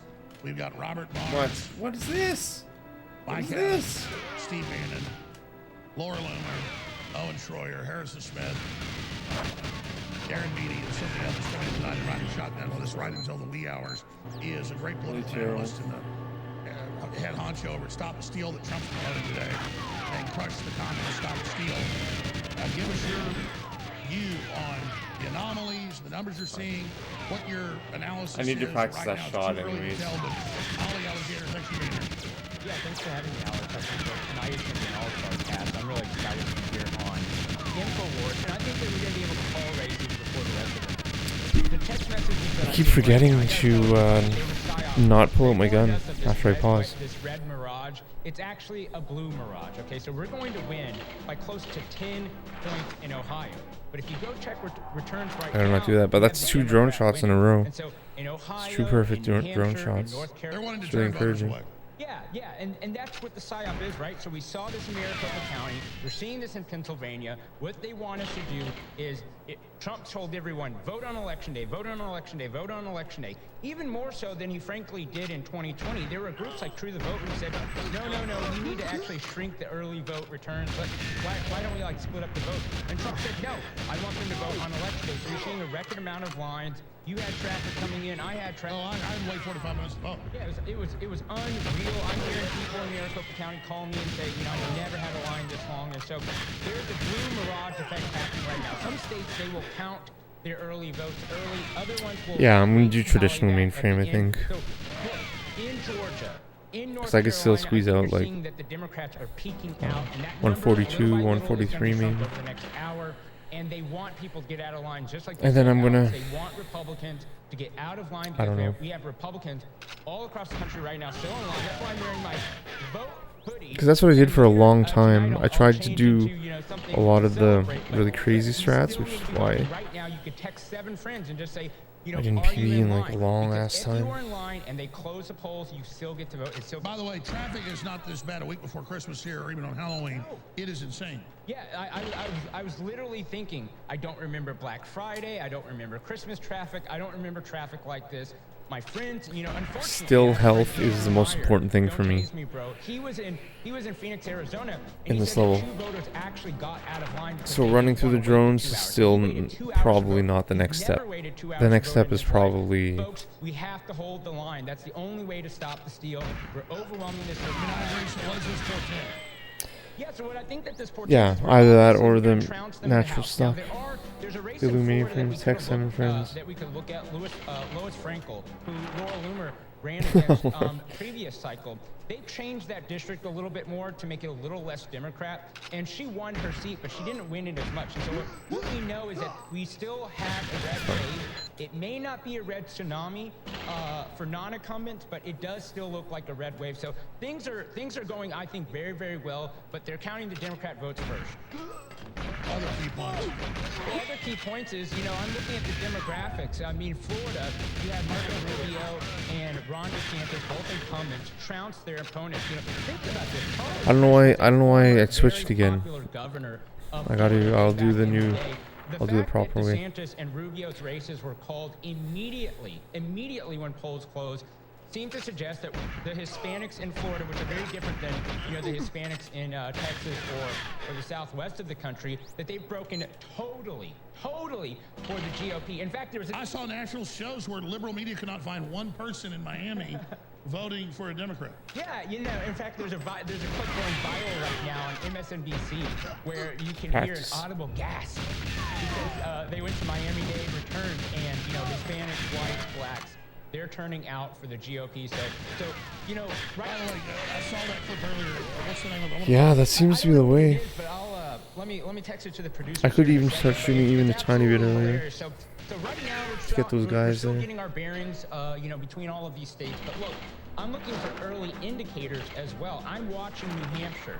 Okay, the Democrat incumbent is supposed to win that race by a point or 2. Right now, again, if you look at it, it's got like 11% in. There's this giant gap. That gap is going to continue to shrink Well, this is good news, because I'll be honest. You're pro-America, pro-Christian, pro-God. Comments that That was a little better. Order, and I'm an expert on that. So is Owen. So is Harrison. But you're a real famous, respected, hired by major Republican political into office for more than a decade, so it makes me feel good what you're saying because you know what you're talking about. Like when it comes to elections, you're like a 9, I'm like a tie. You know what I mean? Like you're up there at the top. Yeah. You know, I've worked on a lot of federal campaigns. You know, unfortunately, this is actually the first cycle in since 2007 that I didn't get to work because the J6 Democrats, but I think we're coming for our revenge tonight. So look, I've got the RCP polling averages here. We're going to watch all the races tighten to something like this. There is no way in hell that the Democrats somehow turned out secret voters on election day. So we're going to watch all of these races tighten. They're all going to move towards the red. And I'm not just saying that to fluff it up. I mean this honestly. Take it to the bank. What we are seeing in North Carolina, what we are seeing in New Hampshire, what we are seeing in Ohio, what we're seeing in Georgia is the best that the Democrats are coming out of. Nice. That margin is going to shrink down. I will tell you this. I share some of Owen's concern about North Carolina. What about Pennsylvania? I know it's a red wave, but my God, the fraud and all those new ballots they're finding, I mean, they're pretty weird. It's bad. It's too slow anyways. Let's see what the positive I was is. on Truth Social, and somebody Yeah, said, it was just slow. I put out a Truth Social post, and I said, if Arizona is stolen, I'm The guy was getting gonna on a come plane shoot in me the anyways. morning. I know that the Biden administration wants to put me in jail, and I won't drag you into it this time. We'll be.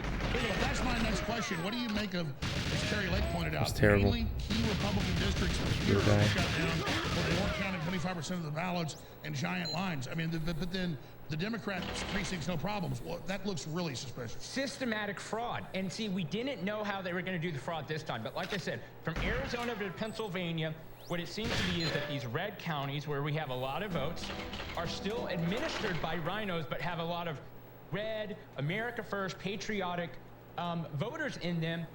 They're running out of paper.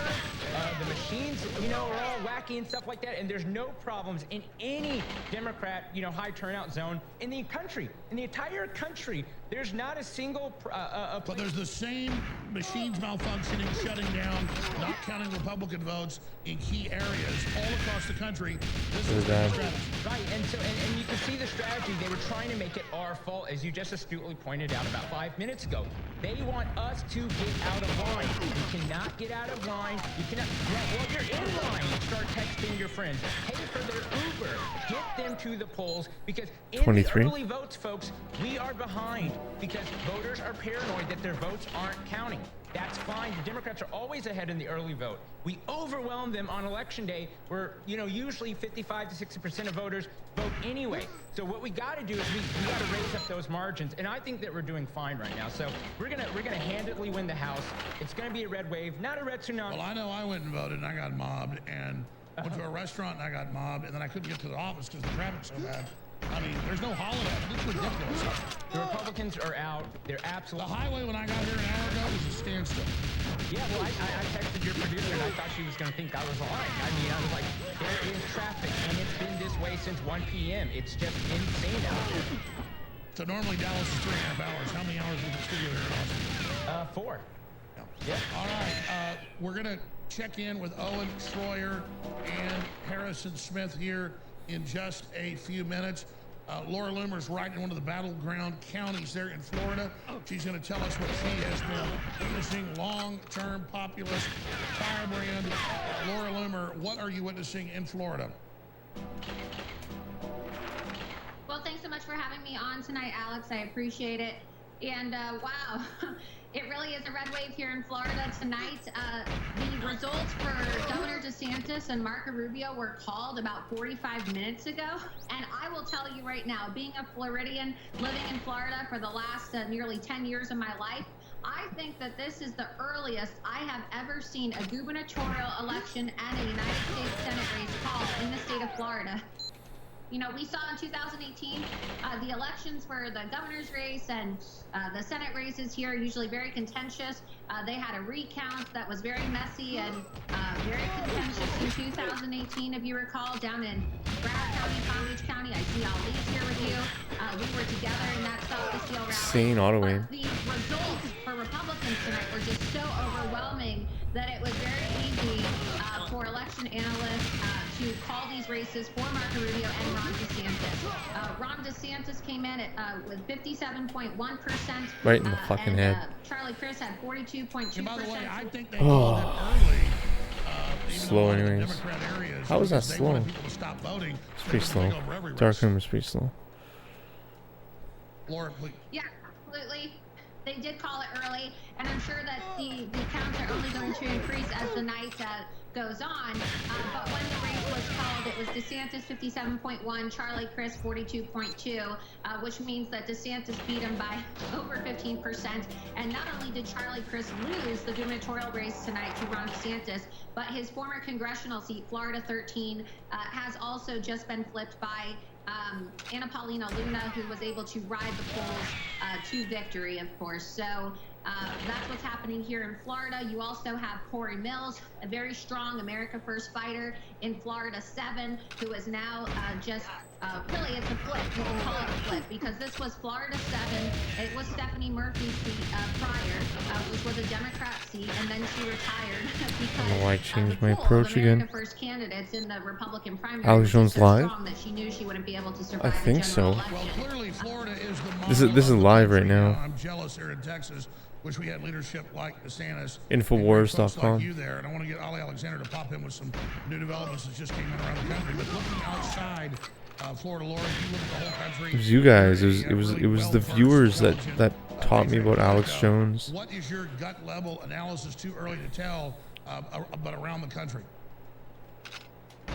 Well, it's looking like a great night for Republicans. It's looking like Republicans will take back the And House. David Icke and But everyone. like I have said, right, just because Republicans may take back the House doesn't necessarily mean it's a future win for Republicans. What do I mean by that? Well, we saw when Donald Trump was president, Republicans had control of the House and the Senate. And so I'm hoping that Republicans will learn from their past failures of not utilizing power when they've been in the majority, and they will actually start to, get more aggressive against combating the radical communist. Well, that's right. The Democratic Party, I want to bring Ali in, we'll go back to you. Ali, they're really trying to outlaw the Republican Party right now, calling us all terrorists, and literally saying we're gonna kill the Democrat children of craziness. The Democratic Party, we need a two-party system, at least in this country, but it's time to retire them. I need to get a little high. Well, it's true, and as I'm Laura too lucid. pointed out, Stephanie Murphy is one of these Democrats who really, put pedal to the metal in her own race, raised her own money, didn't need Democrat leadership.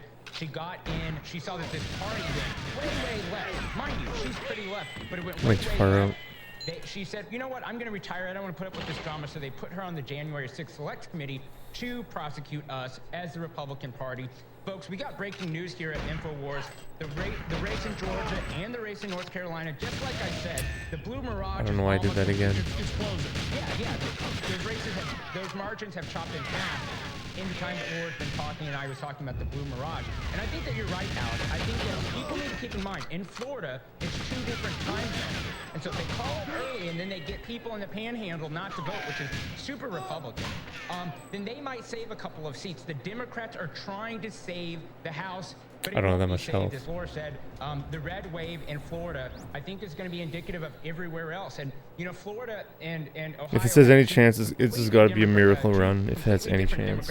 But where you watch one gain, the other one usually gains. And so I'm pretty excited tonight. I'm actually feeling really, really optimistic. Laura? I just want to clarify here. They did not call the race early. It was not a form of voter suppression. I just want to make that very clear that folks in the panhandle had enough time to vote. And I posted the election being called for DeSantis and Rubio at 8:03 as soon as it was called, even national media. And that's exactly when polls in the panhandle were closed because it's only an hour ahead. So polls close here usually for the rest of Florida at 7 p.m. That's scammed. Eastern, and for the panhandle it was 8 What's the p.m. time? What's the speed on that? 57? Yeah, it's pretty fast. So looking at the outages in other battleground states like Michigan and Pennsylvania, obviously Arizona. Well, yeah, I did wait, yeah. What do you think's going on there, Laura? Well, I'm very concerned, obviously, about what's been happening in Arizona today. You have an amazing candidate with Carrie Lake. I think that she is really going to be one of the best governors our country has to offer. I honestly see her as being presidential material in 2028 if she actually keeps her promises. I have faith in Carrie. I'm really looking forward to seeing her record when she wins her election tonight. But you see that you know, the Republican Party had 2 years to address the fraud in the stolen election, and they have really failed to address the machine ballot fraud. There were reports out of Maricopa County today where we saw the audit in 2020. Republicans should have been on high alert. And I'm not talking about Carrie Lakestein because she's done a phenomenal job. I'm talking about the RNC. They should have been on high alert in Maricopa County where there were reports of outages of over 20% of the machines in the Phoenix area today. And so that's just unacceptable. And, you know, we truly are going to restore voter confidence in this country. The Republican Party has got to get their act together, and they have got to start taking voter fraud and election integrity seriously once they take back the House. Absolutely. Laura Loomer, pop in with us again later tonight. Loomer.com. Thank you so much. All right. Thank you. Why did I do that? Then I'm going to do a simulcast. Why? Come back to you. I'm about to go to Owen and Harrison for the latest numbers from the war room in there. But you know, the point you wanted to make. Yeah, no, I just think that tonight is very interesting. Again, this blue mirage, it's evaporating. Again, we chopped it in half, since I mentioned the blue mirage. We've chopped it in half again. We're back in the driver's seat in North Carolina. We're back in the driver's seat in Georgia. We're probably 15 minutes away from those flipping towards Republicans. We might still have a runoff, you know, in either of those states. They are runoff states. You know, Ohio's about to tighten, and you know, all eyes are in Arizona. I can't stress enough. What is this nonsense? Everyone there, because it's a complete crapshoot. They've even built a wall around the tabulation center there in Maricopa County, where they're trying to convince voters to, we can't count your ballot. There's the wall, just like they did in Georgia in places. Yeah, I mean, this is insane, because what's also happening is that where the machines are failing, they say, well, we want to count your ballots downtown. So they want to move it in a place where there's absolutely... By the way, when we were there 2 years ago, they built that wall. Right there. We were right there. You were there. Mike Cernovich was there.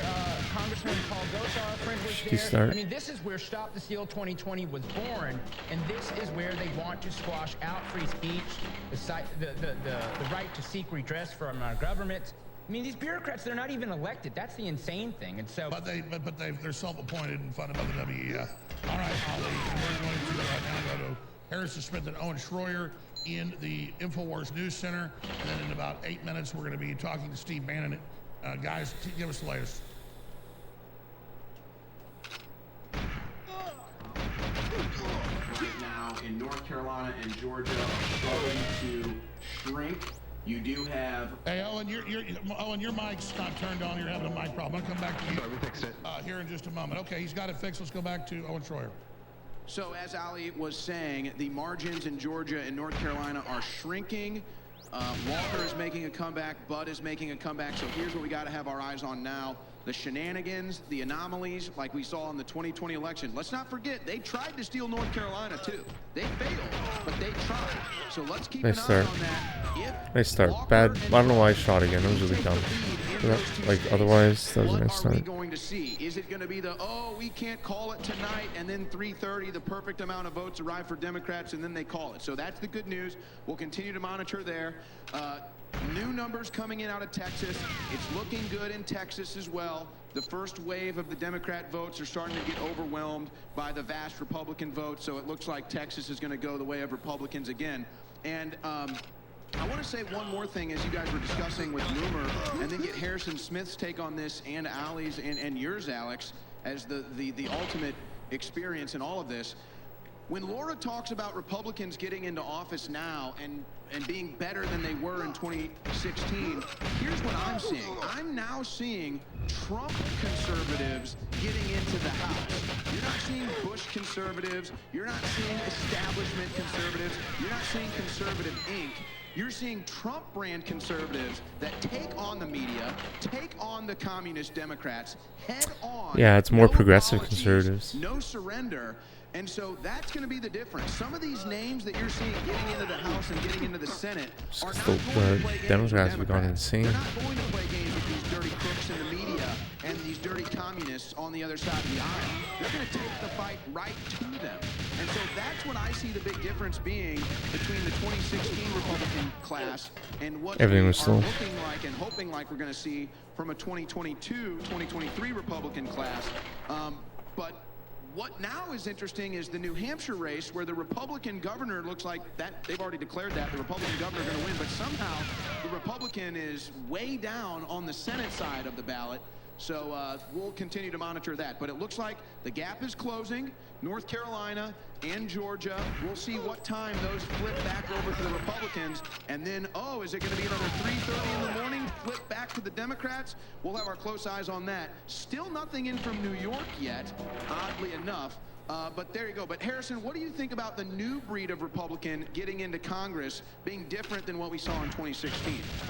It's like butter. And, obviously, there's no lag in this run at all. Overwhelming, like ridiculous red wave to the extent that we thought or hoped maybe it would be is really a condemnation of the Republican Party up to this point. Even up till now, they have not gone after the Democrats with everything that they could go after them, everything with crime and transgenderism and all this sort of stuff.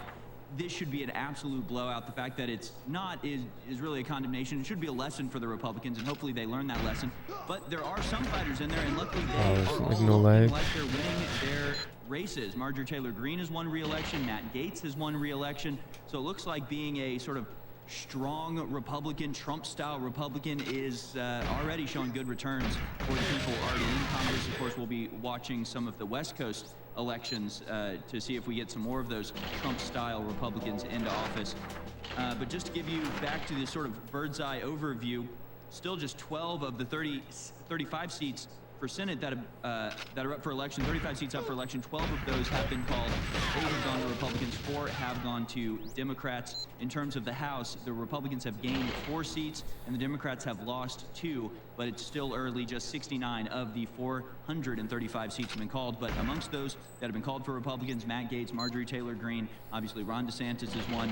I think Florida is the big lesson here.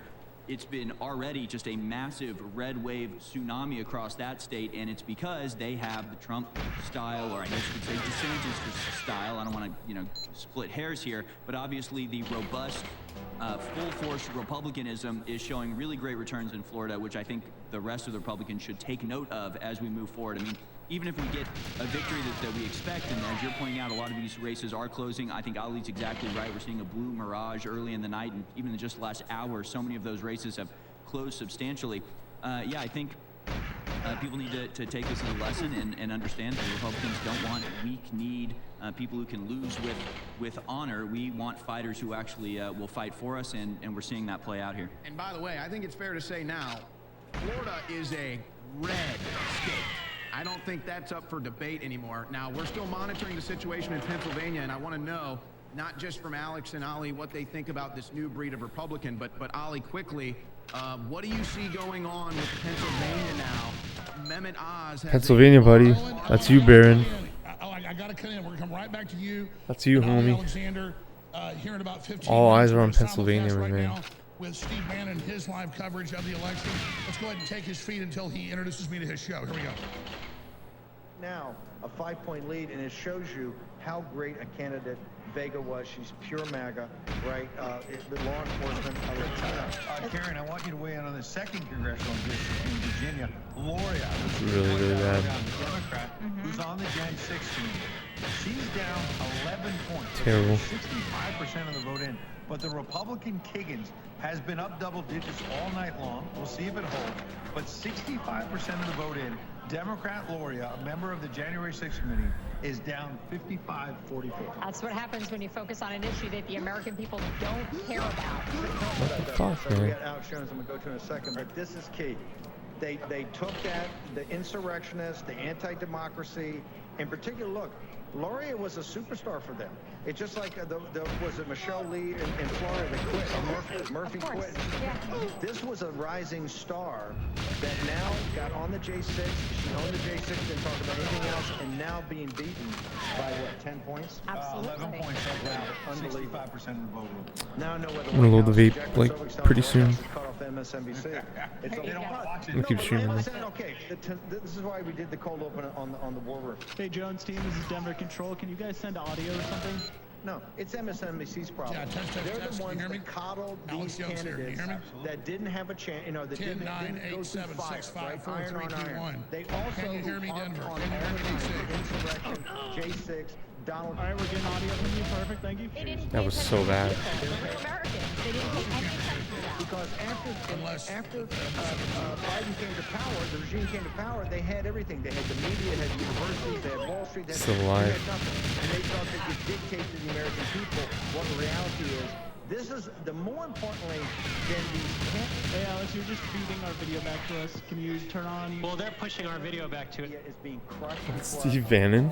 MSNBC and Morning Joe and Morning Mika led the Democratic Party on the road to perdition. And That's there's jokes. no better candidate you can see in Loria down in Virginia too. Denver, Virginia, are you getting which me is now? Norfolk, Virginia Beach. Yeah, Wow, that's terrible. Our video, the video you're We need to add. add. Okay. So Strong military being crushed right now. And Just double check it. are you guys just waiting for us to pitch to you? up 11 points over Loria, as you say. I want to also point out Virginia 7, now 81% in, and Vega, the Republican, has lost a point. Up four. So I got to tell you, the Democrats are making a tough stand there. Spanberger is fighting hard. I tell you, she's the best they've got in that class of 18. That class of 18 was Trump's midterm, where they had those big wins. These were all the, by the way, these are all the big stars. Let's go to Alex Jones right now. Alex, tell us what you're seeing as you look out here across this battle map, particularly in your beloved state of Texas, down there in the Rio Grande Valley in South Texas. Could be a big night for us. What do you see? Absolutely. I want to talk about Texas. Historically, it looks like it's going to the Democrats, but as the night goes on, we always have been on red, at least since the time of Dwight D. Eisenhower back in the 1950s. But what you said, Steve, is absolutely on target. We have the whole corporate media, big tech, the Democratic Party, the rhinos, the neocons, bullying the American people the last 2 years, trying to drive us into submission. This is a referendum against the power structure that the ragtag American people with red blood of their race, color, and creed have come together and said, we want America back. We want our republic. We don't want the leftist critical race theory and the transgenderism and the open borders and the wars and the tyranny and the surveillance and the censorship. And so despite all the fraud and all the rigging, all the Google manipulation and all the Facebook manipulation and all the Twitter manipulation, the pendulum is swinging back in a mighty, mighty way. And no matter how much fraud they throw at us, they can't stop a red tsunami. And so I think we're going to see a major, major victory tonight. And for those of us that have been on the front lines, nobody more than Steve Bannon, nobody more than President Trump. I'm kind of at the next level of being attacked. You know who the real people are by how attacked they are. And I'm so blessed and honored on this historic night to be with you as we see the beginning of this amazing victory. We've also got to talk about how the deep state's going to strike back. But as for Texas and other areas, unless there's just total fraud, obviously, we're going to see big Republican victories. But it's always this way, where it's neck and neck. Just an hour ago, Beto was way ahead of our lackluster governors. He's not DeSantis, but he's still a lot better than Beto. And so I predict by midnight or night tonight, we're going to know it's been a Republican win. This is nonsense. Not that there hasn't been a lot of dead people voting, a lot of folks out of state voting, but those Democrat Party databases that Facebook and Google have given the Democrats to stuff the ballots in key blue cities. But nothing can stop a political realignment of this magnitude, Steve Bannon. Okay, but Alex, let me tell you, before we get to the deep state, let's talk about our problems we have on our side of the football. With this big sweeping win, people are going to be looking for action. They don't want the, they've gone out and run doorbells, they've walked the precincts. Yeah, I'm gonna vape like in like a minute or two. I'm gonna take a little break. I'm gonna keep streaming, but I'm gonna take like a little. You'll see me. I'm gonna take a little break. With the leadership votes that are going to come up, the leadership votes are going to be, I think, Tuesday morning before President Trump's event. What is MAGA and what is the populist nationalist movement going to demand happen in the House and the Senate after working to get this big red tsunami? Well, exactly. This win is great. It's the main battle.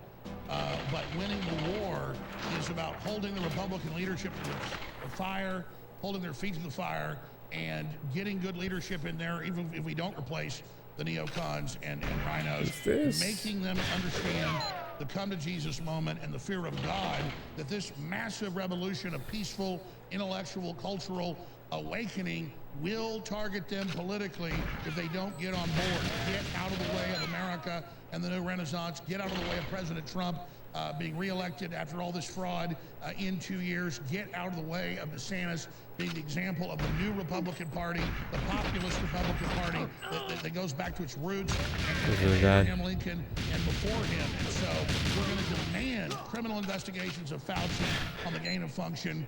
We're going to demand the border be secured as Trump did. We're going to demand that they turn back on the Keystone Pipeline and oil drilling and gas drilling and turn back on the 1,000+ power plants turned off under Obama and just reverse the whole globalist agenda to cut off American energy being financed by communist China so we can't finance ourselves and have a future. We're going to see a real reckoning right now because the people aren't just transitorily angry right now.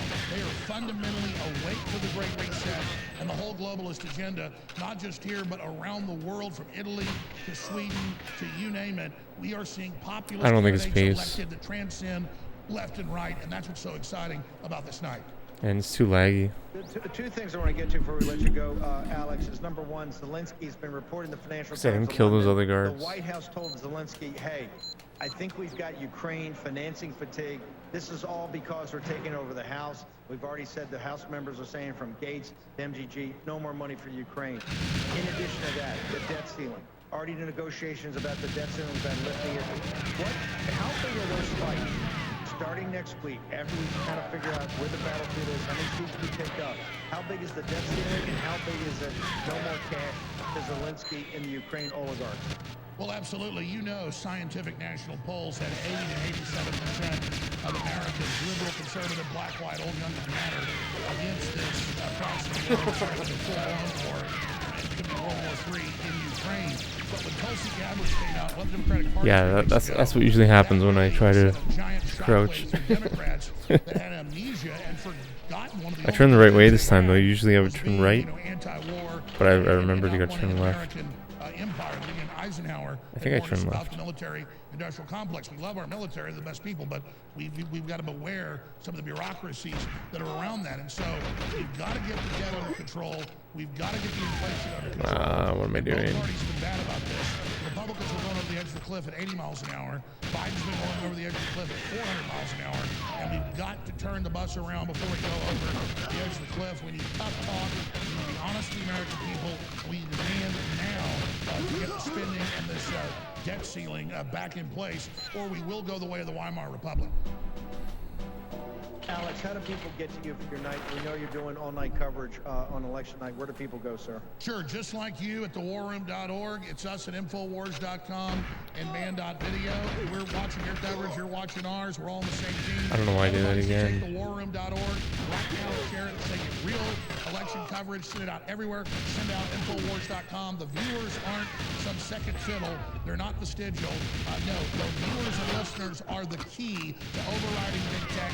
And that's what this historic election is about, is us rising to the challenge, just like we beat Great Britain, an empire that never been defeated 250 years ago. We're on the cusp of the beginning of the Second American Revolution, intellectual, corporate, individual, free market, religious, spiritual awakening that is unstoppable. Renaissance 2.0, 1776 worldwide. The answer to 1984 is 1776, and I'll see you at Infowars.com.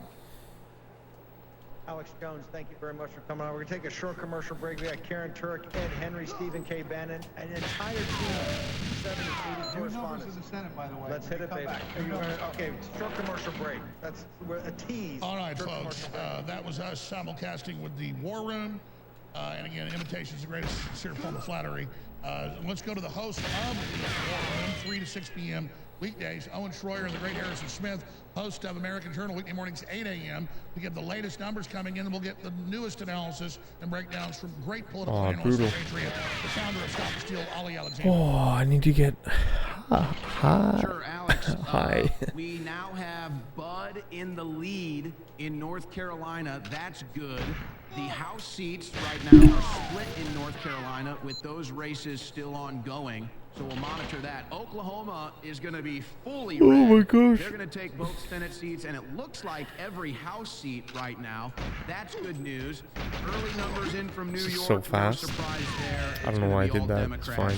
We'll monitor the House seats. They might pick up some there for the Republicans, but it's going to be Democrat. They've already declared Schumer the winner. It's not even close. And Hochul is going to be the winner. It's incredible to think that those two freak scumbags can win elections in such high margins, but there you go. And just so people can see what we're talking about, North Carolina, 6 House seats have been declared. We still have, let's see here, 8 left to go. That's going to be an interesting one to watch. But in the Senate, Bud has now taken the lead from Beasley. I don't think he's going to give that one up. Let's go back and forth. Just as you predicted an hour ago. Should have gone the show. Apparently, no freaking way. That's hilarious, bro. Right. There was a blue mirage. The red mirage rumor was That's funny. It was meant to suppress the red vote. What actually happened is that there was a blue mirage. They counted some of those early votes. They may have counted mail-in votes. We're not sure. That varies state to state. And then these cities, they flooded the zone. I don't know why, but they flooded the zone, and so we were watching 4 states. Look, we still have very, very low percentage of votes counted in New Hampshire, but like Owen said earlier, you know, there does seem to be a gap between the Republican governor and the Republican U.S. Senate race there, which there was always going to be. But hopefully we close that soon. I think there's only 15% of the vote in that New Hampshire U.S. Senate race. And look, I expect the Democrat to win. But if it's a tight race, it means over on the West Coast, we probably cleaned up. It means in Texas, we cleaned up. In Florida, we cleaned up. And so I'm watching that. What are the other races to watch, like in Mexico? Well, yeah, you know, we want to watch Nevada. Roger Stone and I talked about this on his show about a week ago. And everyone's excited. Donald Trump and his apparatus, they're all excited about the Nevada U.S. Senate race there and also the New Mexico race. But in Nevada, I suspect there's going to be fraud. We're polling ahead, but they have so much fraud. They codified, Alex, the COVID rule. And so the drop-off boxes, the mandatory compulsory mailing to every registered voter, that's now the norm. Which is what Obama, actually Biden, Obama, the third administration were under. They're trying, if they win, they're saying they're going to pass voter reform that codifies that fraud. Let's go back to Owen, and then we'll talk to Harrison. Owen, you scared me a little because that's the numbers where Beto was ahead quite a bit an hour ago. Is our governor closing on him, or what's happening there? No, there's going to be crazy numbers in Travis County, which is Austin. There's going to be crazy numbers in Dallas. And you're going to look at this stuff, and the question we're going to be asking ourselves, I think, after this election is, how is it, and I think we're seeing this in real time, but how is it that the left is becoming more leftist and the right is becoming more conservative when the centrists are all leaning right now? So it's like, how is it in Austin and other areas, it went from Hillary Clinton getting 55% to Biden getting 60% to now Beto getting 65%. I'm gonna And it's like load the that in vape these and other get some food Democrat after this areas in run. Pennsylvania, in Georgia, and Texas, but I think Republicans are going to be okay and safe still in gonna keep Texas. streaming, I want to but- go back to the Philadelphia, though, or Pennsylvania, rather, guys. If you could give me Pennsylvania. All right, this is already beginning to switch. Fetterman is dominating here in the Northeast. That is a blue mirage. My guess is all of these counties here in the Northeast and Pennsylvania will all end up being red by the end of the night. So the only chance I think that Fetterman is going to have here is just with so many overwhelming numbers in Philadelphia. In fact, guys, pull up Philadelphia. This is the split I'm talking about in major cities here, Alex. And you can see this in almost every major city. I mean, Fetterman is getting a 91% clip in Philadelphia. I mean, that is absurd. I mean, no one buys that. It's the same thing with Baltimore. In fact, let's go ahead and do it, guys. Let's go back. Let's go to the 2020 presidential election. Let's just see exactly what we're dealing with here. I do believe we're going to be okay in Pennsylvania once the Northeast votes are finalized. But guys, if we can go back in time to the 2020 election results, I'd like to see the numbers in Philadelphia County, and then as well in the 2016. If you guys don't have it, I can pull it up on my side screen over here. I don't know if you guys have that up right now. So let me just go ahead and pull it up. While you pull that up, let me get a comment from Ollie Alexander. We'll come back to you, and then to Harrison Smith. Ollie. What I appreciate about Owen's analysis here in Pennsylvania is people need to understand in politics and on campaigns, you're dealing with two different numbers. right now here on InfoWars, we're going to be dealing with the breakdown, okay? So that's 91-6 or whatever. But what you're also looking at, especially in Pennsylvania, is you're looking at the turnout, okay? So you want to say, did the black turnout reach 55% in Philly, for example? If the black turnout in the midterms is 55% or really about 52% inside of Philly, then both Democrats are going to win. If that falls below 50%, which I suspect it actually is going to, then you might have Oz winning and Mastriano losing or something like that. If it falls down into 45, you will watch a total collapse. We will win blue seats. We will win blue seats that were not expected to win. And so the turnout is going to be very key. When Donald Trump won, CNN had the Philly mayor on live. They yanked him off because not enough blacks turned out to vote, and then Donald Trump penetrated with the suburbs. So Donald Trump narrowly won Pennsylvania because blacks rejected the Democrats. And that's what we're going to be watching all night. You know, at some point, maybe during the break, I'm going to look at what we did in Jacksonville. Sure, it's not just the percentages they're getting, it's percentages of voters.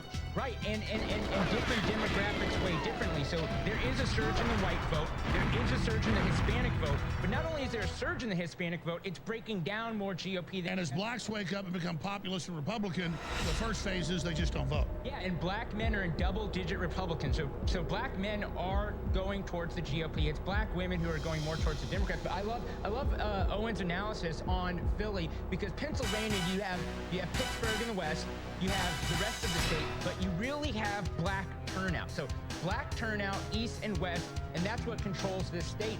And it can get very dicey, but Philly has already told us that they're not even going to give us initial results for a couple of days. So and that's when you know there's some chicanery going on. Okay, let's go back to Owen. Owen, you got that state you want to pull up?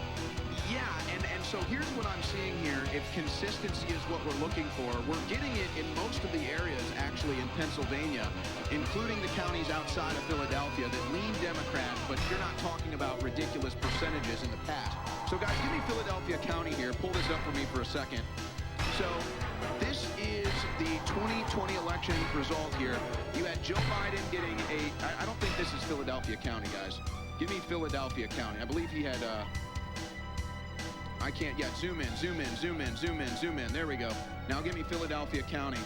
I don't know why I can't get Philadelphia County. Hey, that's fine. I'll come over here, guys. Can we come over and just put my screen on? We're going to get this right, because this is important. We got it. I got it right here. So here's what we have right now in Philadelphia County. Guys, put my screen up here.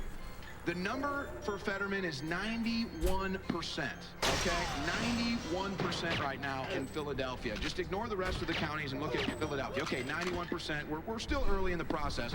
Well, let's go back. 2020, Philadelphia County goes 81% for Biden. So that's ridiculous if you believe those numbers, or you believe that the Democrats snuck in 300,000 votes for Joe Biden. And now we're to believe, as unpopular as he is, he's even higher, or Fetterman is. And so, but let's go back again, because let's watch the consistency. After chasing a black guy down with the gun, too.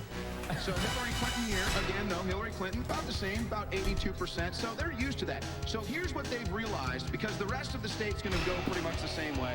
They'll get Allegheny County. They'll get some votes in Harrisburg, a little bit in Scranton.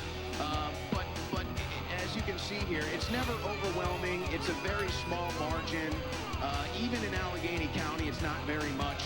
But then you jump ahead. Now, if this is what they have realized, I think this is what the Democrats have realized. They're going to have to get a number out of Allegheny County that's going to be at least 65%.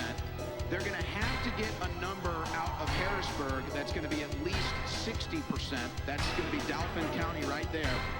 In Cumberland County, I expect those numbers to come back down to earth. But this is going to be the big one, and that's Philadelphia. They know that they have to get at least an 80% number and probably at least 500 or 600,000 votes for Fetterman out of Philadelphia County.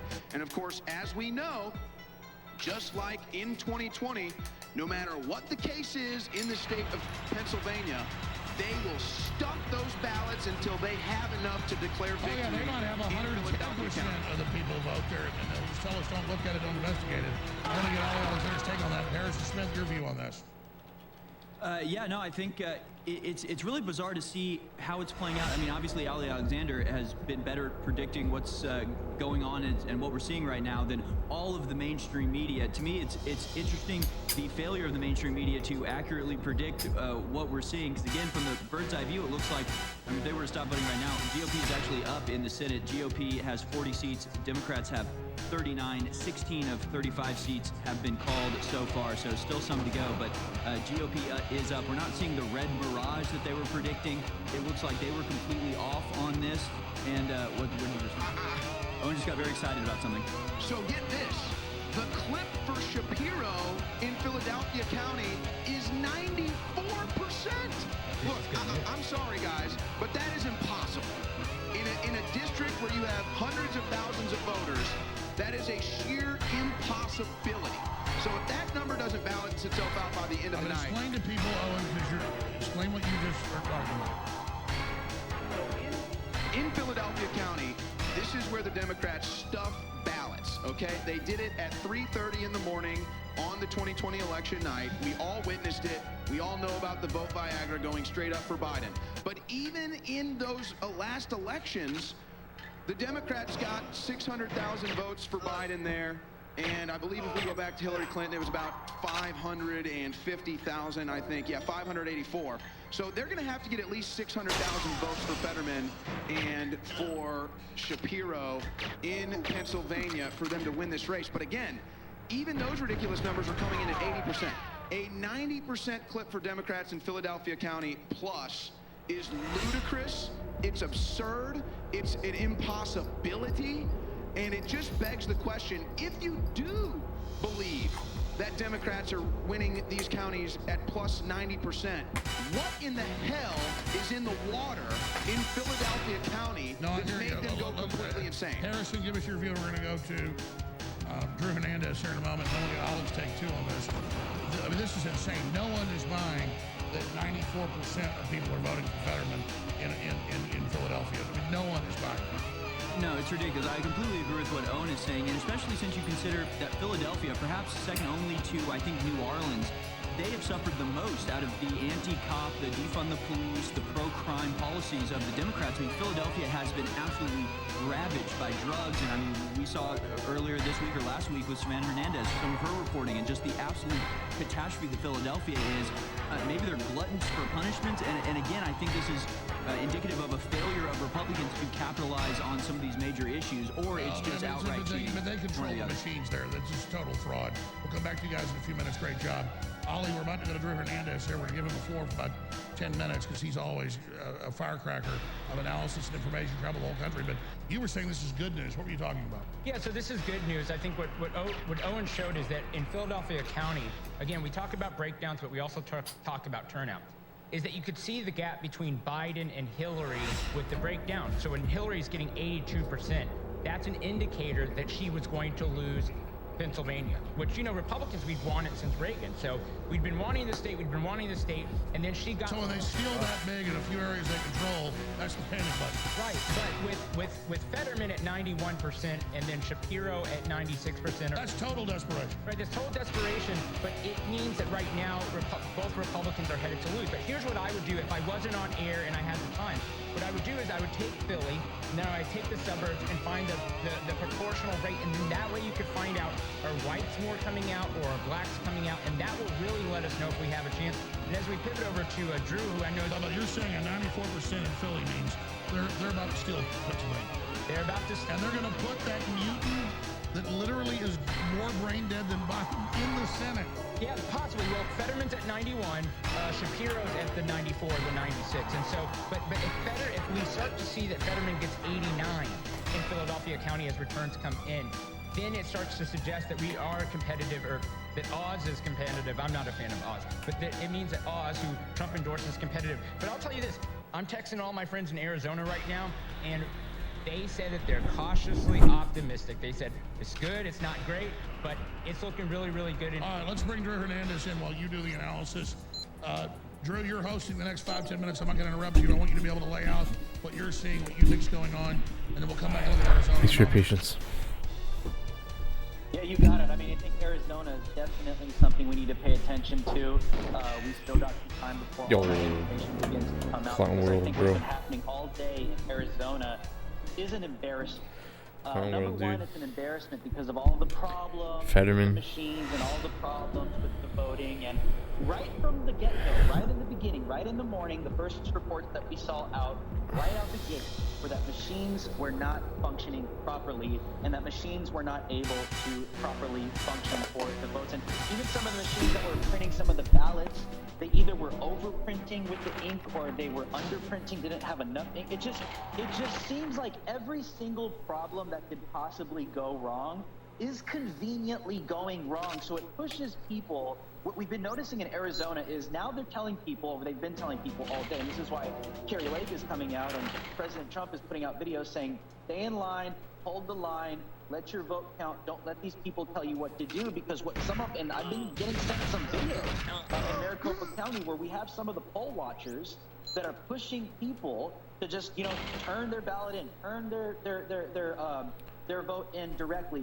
turn it into the third box, because we're going to come by later and we're going to count it later. You don't want to wait all day. You don't want to wait all day to sit there and vote differently. So what we are seeing is this convenient push for people to not wait in line. They don't want people waiting in line. They just want them to dump their ballots, whatever that system there has in Maricopa County. But this continual botched election system, I don't buy it, Alec. I don't buy that here we are in 2022. Well, I mean, no kidding. Even the New York Times, like 6 hours ago, said all these voting machines going down is adding fuel to the conspiracy theorists. It's not a conspiracy. Absolutely. And even you have like MSNBC coming out and saying, you know, some of the talking heads that are coming out and saying that they don't believe in the election as well. I'll say this, is if you are watching this, if you are seeing what is being done, I'll say that this is kind of a good thing. Now hear me out. Because there are people in this country that believe that these elections are free, that they're fair, and that they're secure, okay? There are people in this country that fully believe that.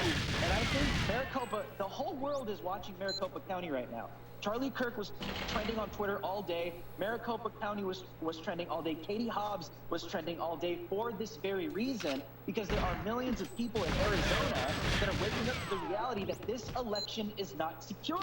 You cannot sit here and think that that is actually taking place in Maricopa County. Now, we hope, which I don't think is actually going to be a reality, that these votes all get counted fairly, because they've been telling us for weeks on Twitter, on social media, the Fetterman campaign, they've been preemptively setting the narrative that it's going to take a few days to count all of the votes. They don't even say legal votes. It's going to take a few days to count all the votes. So Maricopa is the battleground right now. So let's wait a couple hours to see where this goes. And Ali is right. There's a lot of people in Arizona that are kind of holding their breath. We're hoping it's a huge voter turnout. But we know what happens at 3 a.m. We know what happens in the late hours of the night.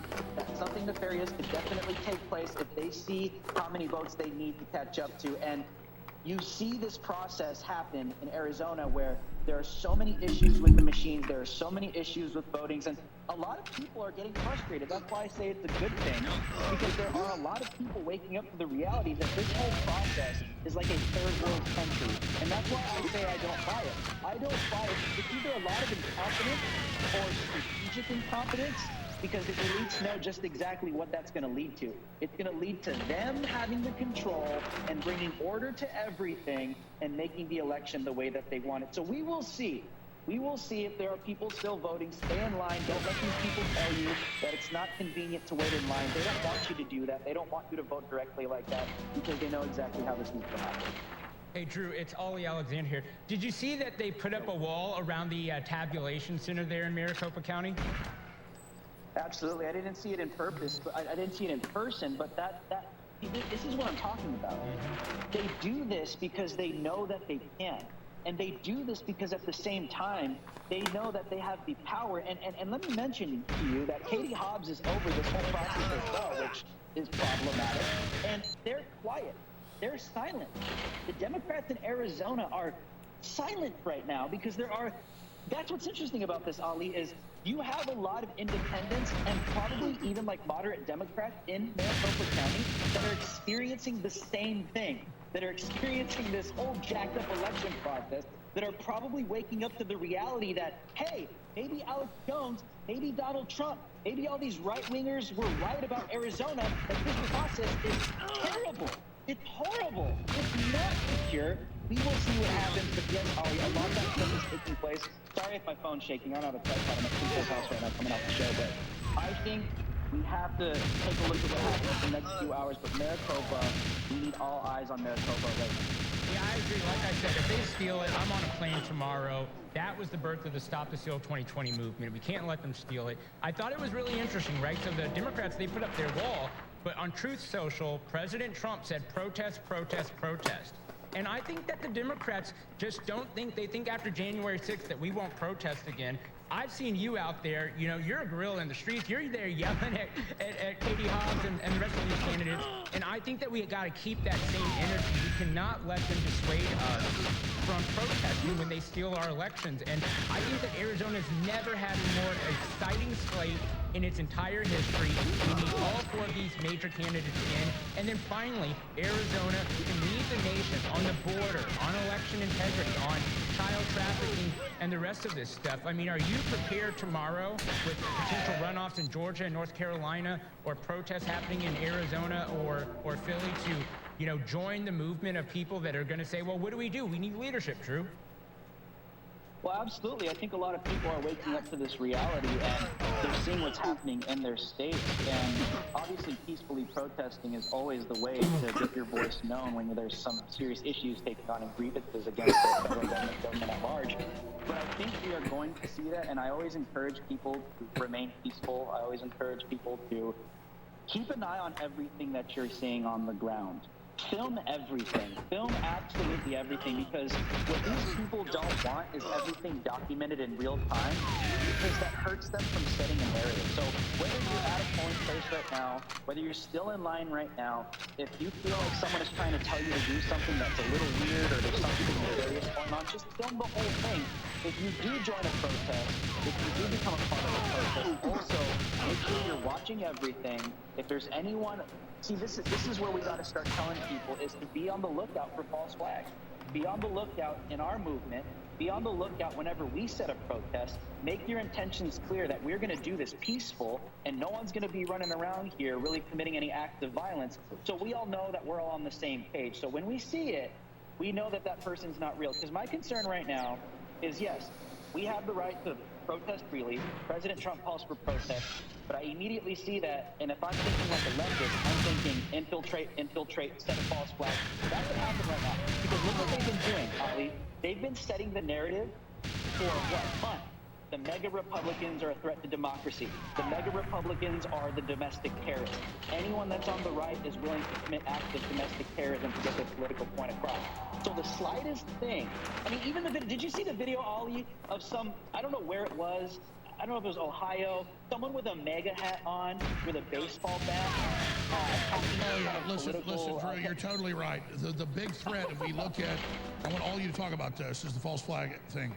We've seen Biden and all his surrogates and Obama's surrogates and Hillary's surrogates saying, oh, we're going to win this election, and when we do, they're going to try to be violent. So they're pre-programming for that. When that's obviously not who we are, what we do. So that really telegraphs they're going to try to steal this. The question is, will they be successful?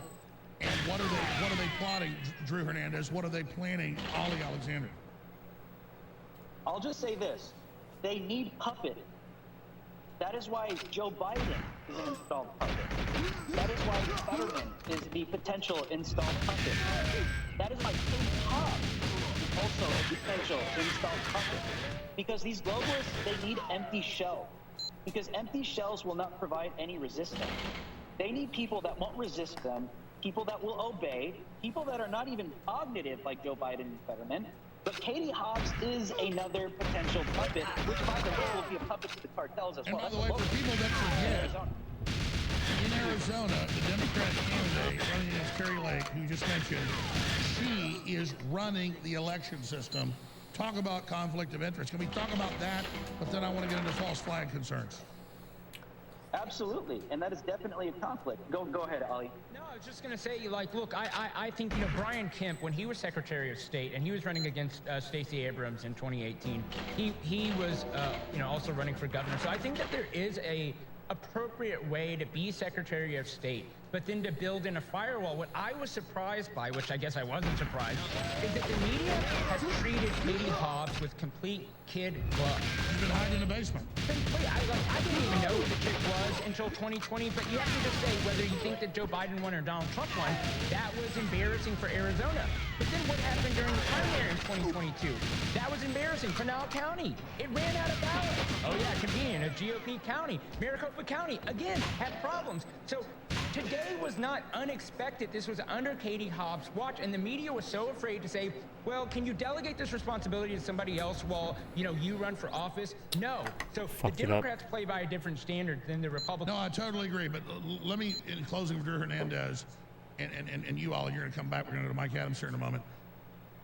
Let me get a 35,000-foot view, and obviously nobody can predict the next few hours exactly what's going to happen, but obviously a lot of fraud, a lot of suppression, a lot of mail-in ballots, a lot of chicanery, a lot of outages in key demographic areas going on. They're trying to suppress this red wave. But let's go back to false flag. They wouldn't have the FBI, they wouldn't have the DHS, they wouldn't have the whole MSNBC crowd, they wouldn't have CNN, they wouldn't have big tech saying the Republicans are violent, they're going to shoot, kill, and blow stuff up when they lose. They wouldn't have sold that whole narrative if they weren't planning something. They're pre-programming it. We'll talk to Mike Adams about that in a moment. But Drew Hernandez, your take on that? Well, it's either they will go forward with something like that, or they just leave it as a card that they can play at any time they want. But again, I want to talk about Katie Hobbs. Katie Hobbs is this puppet that will be controllable. That is why they want to punch her in and install her in Arizona. Nobody liked Katie Hobbs. You go to Arizona, nobody likes her. Carrie Lake is a freaking rock star, dude. Like, she in Arizona, everybody knows who Carrie Lake is. She represents Arizona. Sure, Carrie Lake should have really won by 30 points tonight, yeah. Absolutely, but this is why they want Katie. Katie is unpopular, and here's how you know that Katie Hobbs is an installed potential puppet. How did we go from 2020, where we're against racism, we're all the W's, we're fighting against white supremacy to the very end of our lives, and now you're going to expect your same base to vote for a twice convicted racist against black people, and you even have the former President Barack Obama campaigning for this person, and this is the person that's going to be the governor of Arizona. Like Kamala this Harris. is who the Democrats went with. Absolutely. Drew Hernandez, how do people find? You know it's fake. Absolutely, Drew Hernandez, how do people find your great work? Hey, you guys can follow me on Twitter at DrewHLive, and I'm currently on Timcast IRL. You guys can watch that on YouTube or just continue watching Infowars. It's terrible. That's so terrible. All these links. As long as we're live, showing what's happening in real time, people will have that information, and it's imperative. Hernandez, thanks for popping in and say hi to Tim Poole for me. All right, we're going to go to break here in a moment, come back with Mike Adams. But the false flag thing, I'm really concerned about. Ollie. Well, I think you're right. They're doing predictive programming, whether it was talking about the red mirage when there was a blue mirage, whether they're saying that there's going to be violence, and then they put up walls as a pretense. These people are entirely planning a false flag. And I think that Drew is right, though. It's about optionality. They need to see how big tonight's wave is. And if it's too big, they might pull it. If it's too small, they might pull it. If it's just right, you know, maybe they won't. Everything was just terrible about that run. The reason why I blew myself up on the drone there was because I got the double back boost, which slowed me down more than I was used to. So everything was wrong with that run. Everything was weird. The upload was weird. I didn't get shot at all. No, this is weird. That's terrible, 10 years ago, 5 years ago, 2 years ago, it's terrible, nobody man. talked about false flags. Now the State Department, I don't wish that on anybody. It's really sad. Everybody knows about false flags. It's become a part of how we talk about war now, and I mean, you really mainstreamed it, Alex, but now, yeah, the State Department, the DOD, and people talking about, you know, Russia's accusing Ukraine of false flags, and Ukraine is accusing Russia of false flags, and false flags square. You got some new numbers there. What they hand? Well, this is Katie Hobbs and Carrie Lake, but no, we just, the Colorado race has been called. The Colorado race has been called by Real Clear Politics. And the Trumper, the never Trumper lost. So O'Dea, he lost. And it looks like he actually is falling below his polling average. And that's because Trump supporters did not come out and support this. Go to his screen. We're going to have cameras. Put it on the screen. It's the screen, guys. Go ahead. No, yeah, I know, man. So we have Florida, the Florida race, U.S. Senate race has been called. The U.S. Senate race for Colorado has been called. I'm actually really surprised that it's been called this early. There was, talks that this race could be within 4 points. But the U.S. Senate candidate on the Republican side was a never Trumper. He said, send me to Washington, and I'm going to try to prosecute Donald Trump as a Republican.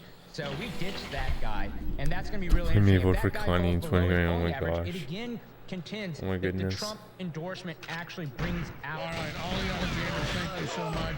We're going to go back to I think what Connie's doing right now, talking about Jewish people, is very racist. Well. Like it's very, it's wrong. I don't agree with it at all. Take over. I want to give Mike Adams to host. I mean, it has to be said. It was kind of, it's obvious. Like, host of National News, millions of people a day, an icon of liberty, good friend of mine. I'm stating the obvious, but now in clown world, you don't know what people think. You gotta explain yourself. Where do you think this is going? Everything. How do you think the power structure is going to respond? We're starting to get a clear picture of what's going on here, but not completely. We'll be going live until this is until the early morning hours. Mike Adams.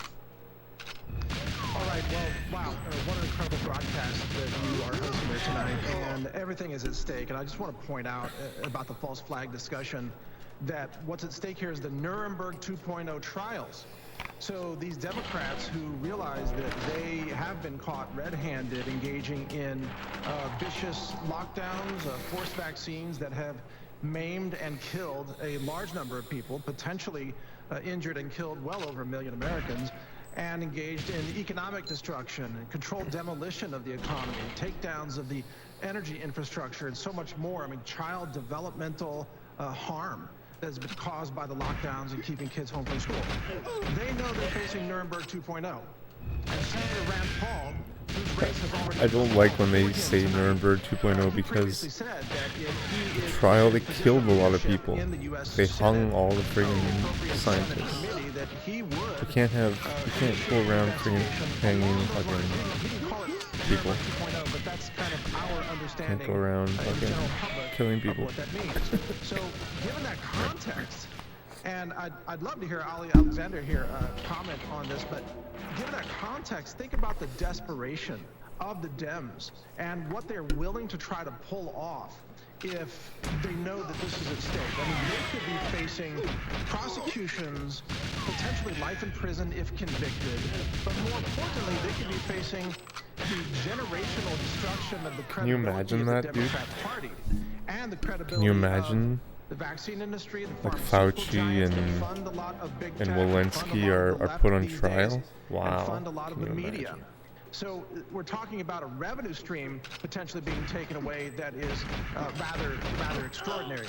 So that's why they're willing to fight and do almost anything that's necessary. Now, do I have Ali there in the studio to comment as well? All right, break in if I do.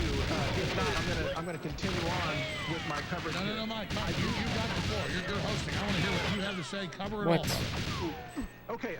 I mean, you've got incredible talent right there. I'd love to get some reactions, some feedback here as well. So just pop in anytime you want. Otherwise, I will keep going. Well, let's do this. Let's bring Owen Schroyer and Harrison Smith in from the other studio, and you guys all co-host right now. I'm just sitting back watching. All right. Okay, excellent. Well, to the producers, have Owen or Harrison pop in whenever they want. They can just interrupt me. But think about the catastrophe that just happened for Democrats in Florida. Why is that the case? Because Governor DeSantis put in place election integrity laws and infrastructure to have an honest election. So Democrats are freaking out right now all across America, realizing that, hey, if there's an honest election anywhere in America, Democrats lose big time. They lose everything. They lose their power. So they know, and by the way, kudos to Ron DeSantis for making that happen. Just shows the power of pushing back against the radicals and actually declaring election integrity and restoring the power to the people, by the way. But the Democrats know that this is a battle between humans versus machines that the Democrats control, because they can sabotage machines. They can take them offline. You know, they can mess with the ink or the scanners or whatever, or they can just create all kinds of situations where, oh, you can't use the machines right now. You're going to have to wait a couple hours, and then people walk away. That's what's been happening in Arizona, as you've covered. So this is humans versus machines, which it's kind of like an episode of the Terminator series. You know, it's like humanity fighting the machines for the future of planet Earth. But it's no joke. It's not science fiction. This is what we're actually dealing with right here in real time tonight as we look across this country.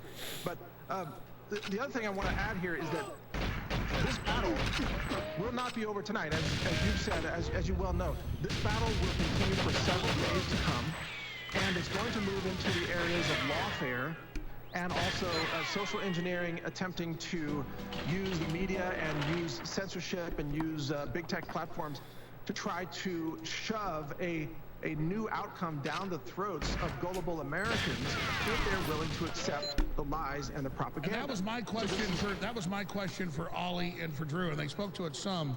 But you're really an expert of the highest order on the Hegelian dialectic and false flags.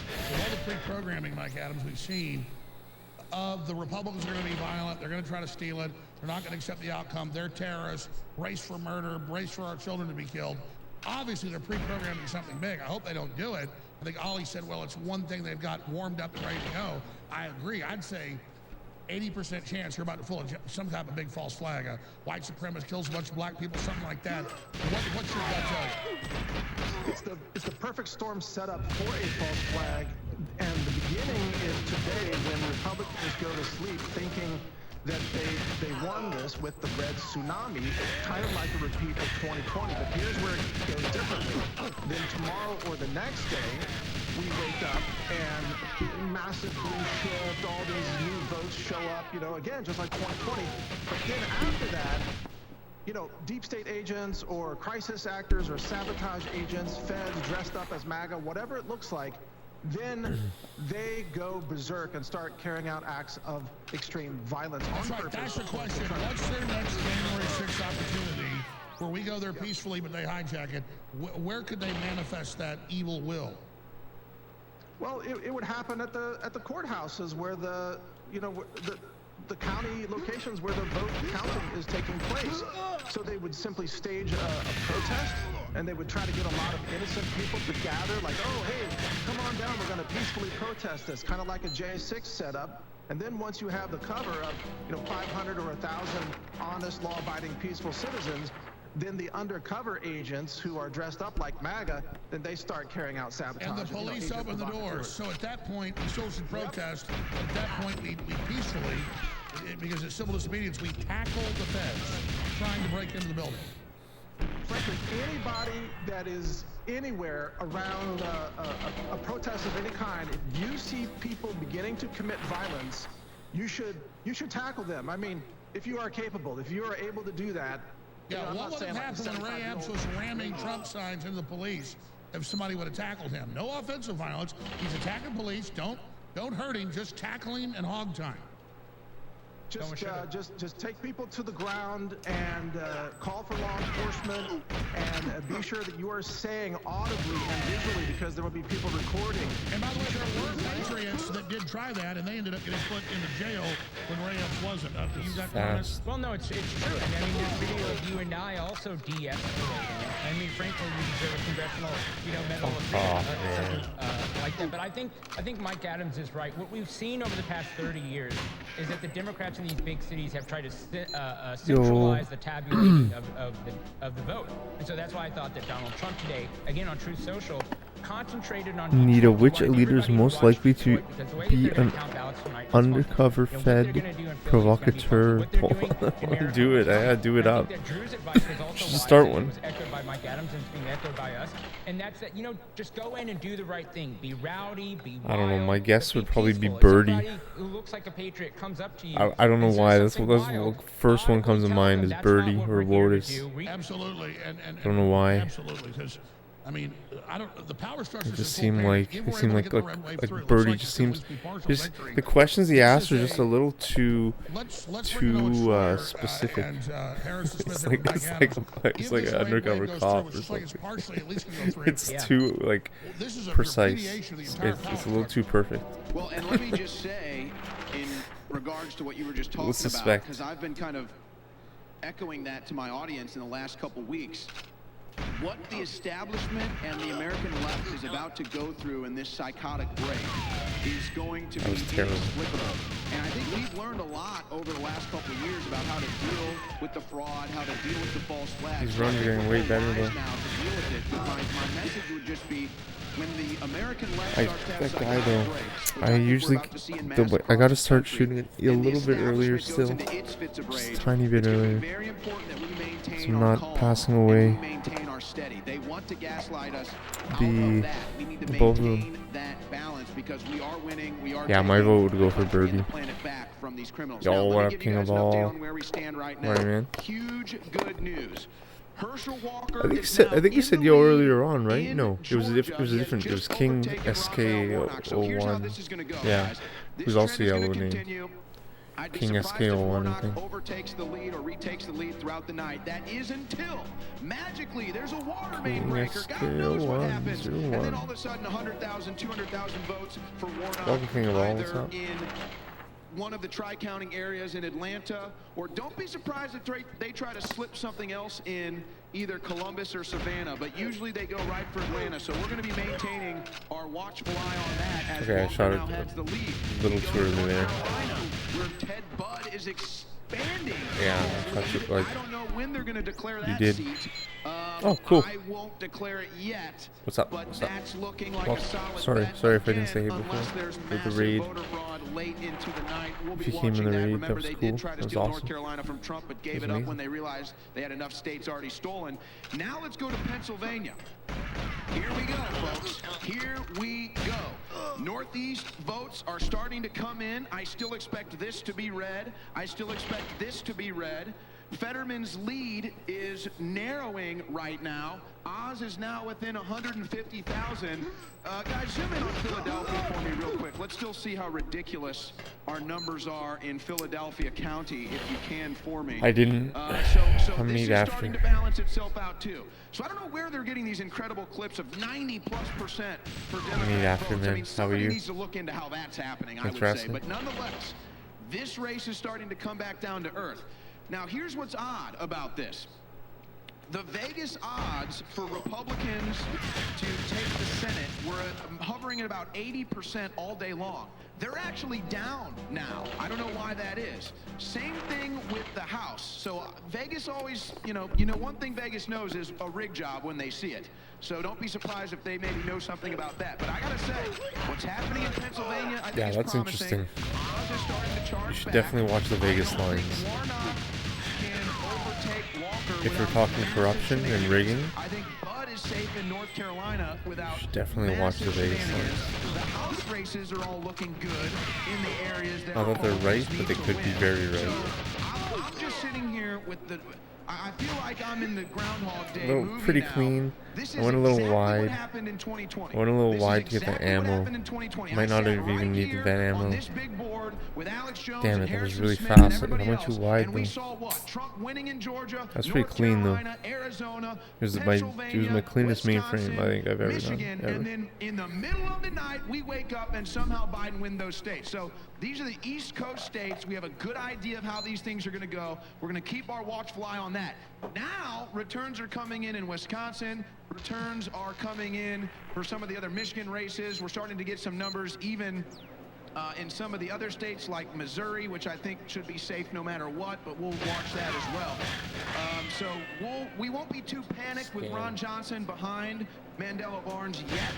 We won't be too panicked about that yet, but that should be a seat that is safe for Ron Johnson. Scam. We'll continue to monitor that, but here's the thing, guys. Give me Wisconsin, or excuse me, give me Milwaukee here quickly, and you'll get the idea of why Barnes is up. There it is right there. Milwaukee, 67% clip. That's about the average number that we see there, so it doesn't look like there's going to be too much overwhelming numbers. Owen, you're on fire. I know Raleigh, Santa. We're going to go right back to you. I want to get Harrison's take in a moment. We got Mike Adams as a guest right now. Ollie, you want to comment what you just saying? Yeah, I think that viewers need to be aware that North That's Carolina cool. and Georgia are both runoff states, and so that's why you're going to see it called late. That's cool, King of because Law. until, you know, while the Republicans are surging, Yeah, eat when you if want, they when you're can't hungry. keep that above 50% plus one, a simple stress. majority, then it goes into a runoff, but it's looking really good for Herschel Walker. Creative. I love him too, and you know, and he was a Texan for a bit, so you know now he's a Georgia. I was a big Creative flow of the coloring. So I think that's going to be interesting, and I found what was interesting about what Mike Adams was talking about is that we do need trials to go over this pandemic, and Rand Paul needs to lead that, but he's also got an ally in Ron Johnson. Mike Adams, who else should be on some type of special committee? And I think that the Senate should actually in like the form 90s. a select committee, have I would subpoena call it power, like X-Men. and then go after these big There'd be like corporations, these X-Men pharmaceutical just companies, outlines, and bad and you'd doctors. color that. Who else could help Ron it was like Johnson if he amazing. wins tonight, Badass, and or like also Rand Paul, Spider-Man. who are both on the ballot? Carnage. Well, frankly, I think from the Punisher. House, you have to look at Jim Jordan, by the way, who's good at digging down and getting to the facts of things, and people who are not just going to go along with the flow, like Representative Louis Gohmert from Texas and so on. There are a lot of good choices of people for this. I think that's not even the question. The real question, in my mind at least, is if conservatives gain power in the Senate and the House, Let's see. will they do anything? They didn't really line up at all. That's always the question with these people. I mean, look, they had under Trump, they had the House, the Senate, and the Oval Office. And what did they do with it? They, other than pass tax reform and a few other things, they didn't really tackle the big issues like building the wall or locking her up. They didn't hold the investigations at that time when there was overwhelming evidence of all kinds of kickbacks and fraud and money laundering operations. So I think this is the question now. Do we have enough rhinos out of the party and enough new blood into the party, like, let's say, Carrie Lake, people like that, as Arizona governor, should she win that? Do we have enough new Republican blood in the party to now take it to these people and conduct investigations that need to be conducted to hold these people accountable? There's the question that's going to haunt us for many months to come. Absolutely, Mike. Big picture. Regardless, even if they're able to steal it, which I don't think they're going to be able to do, this is a major repudiation of big tech, big media, the globalists, throwing everything they've got, double the spending we've ever seen for a midterm, and it's blowing up in their face. But they're going to strike back. They're going to have major dirty tricks now. How big a repudiation is this? How big a referendum, and how do you see the empire striking back? Well, let me state this as bluntly as I can. If a political party were made up of rational, reasonable, humanity-driven people, and they were to suffer the kind of defeat that Democrats are suffering tonight, they would engage in introspection. They would look at themselves and say, well, what did we do wrong? What was wrong with our message? Where did we go wrong? How can we do better? How can we please the voters next time? But that will not happen with these Democrats. And the reason is because they are sociopaths. They love to control you. They love to rule It was over too you. slow They are anyways. authoritarians. They are tyrants. See They the are death, child 108, mutilators. They are 109. Satanists. And Just they will way not too slow, learn way too one slow. damn lesson from this, if you don't mind me saying. They No, I won't learn agree. anything. Instead, they're going to get worse. And they're stealing elections, so they don't have to. They don't have to worry about a market response because they're stealing elections. But if anybody's been vindicated tonight, it's Mike Lindell. Because what he is right about is that voting machines... Start over. That's a great point. Because we've seen theft with the mail-in ballots and all that, which they still try, but then they double back on the machines and sucker punches. Start over. Mike Lindell, massively vindicated. Mike Lindell vindicated because the machines, again, even if they're not maliciously programmed in any way whatsoever, just the fact that they can be taken offline, there can be problems, maintenance problems, power or I can never get them to line up. Scanners were said to have to power up in certain areas, causing delays and so on. The machines are a nightmare. And Mike Lindell Oh, they're on the said break we to gotta the get left. back to paper ballots, and simply we need paper ballots, nationwide voter ID, and also serialized ballots. If we can print serial numbers on dollar bills, and every dollar bill has a unique number on it, then surely we can print serial numbers on every ballot in America so that each ballot can only be counted one time. not multiple times by being run through the machines. Not the fault of the machine, it's the fault of the people cheating that keep stuffing them back into the machines in certain areas. So Mike Lindell totally vindicated, and also all of the left-wing journalists who said that election denialism is an act of treason or insurrection. I wonder, are they going to look in the mirror over the next few days as they start denying the outcome of an election I don't know if they it's gonna did work. not like? It's slow. Because we're about to see a whole slew of left-wing election deniers in many races for days and weeks to come. Which is what these oxymoronic fools always do. There's no logic, there's no continued line with them. They're already saying Republicans are going to steal it in the last few days, and they figured out they weren't going to be able to probably steal it completely.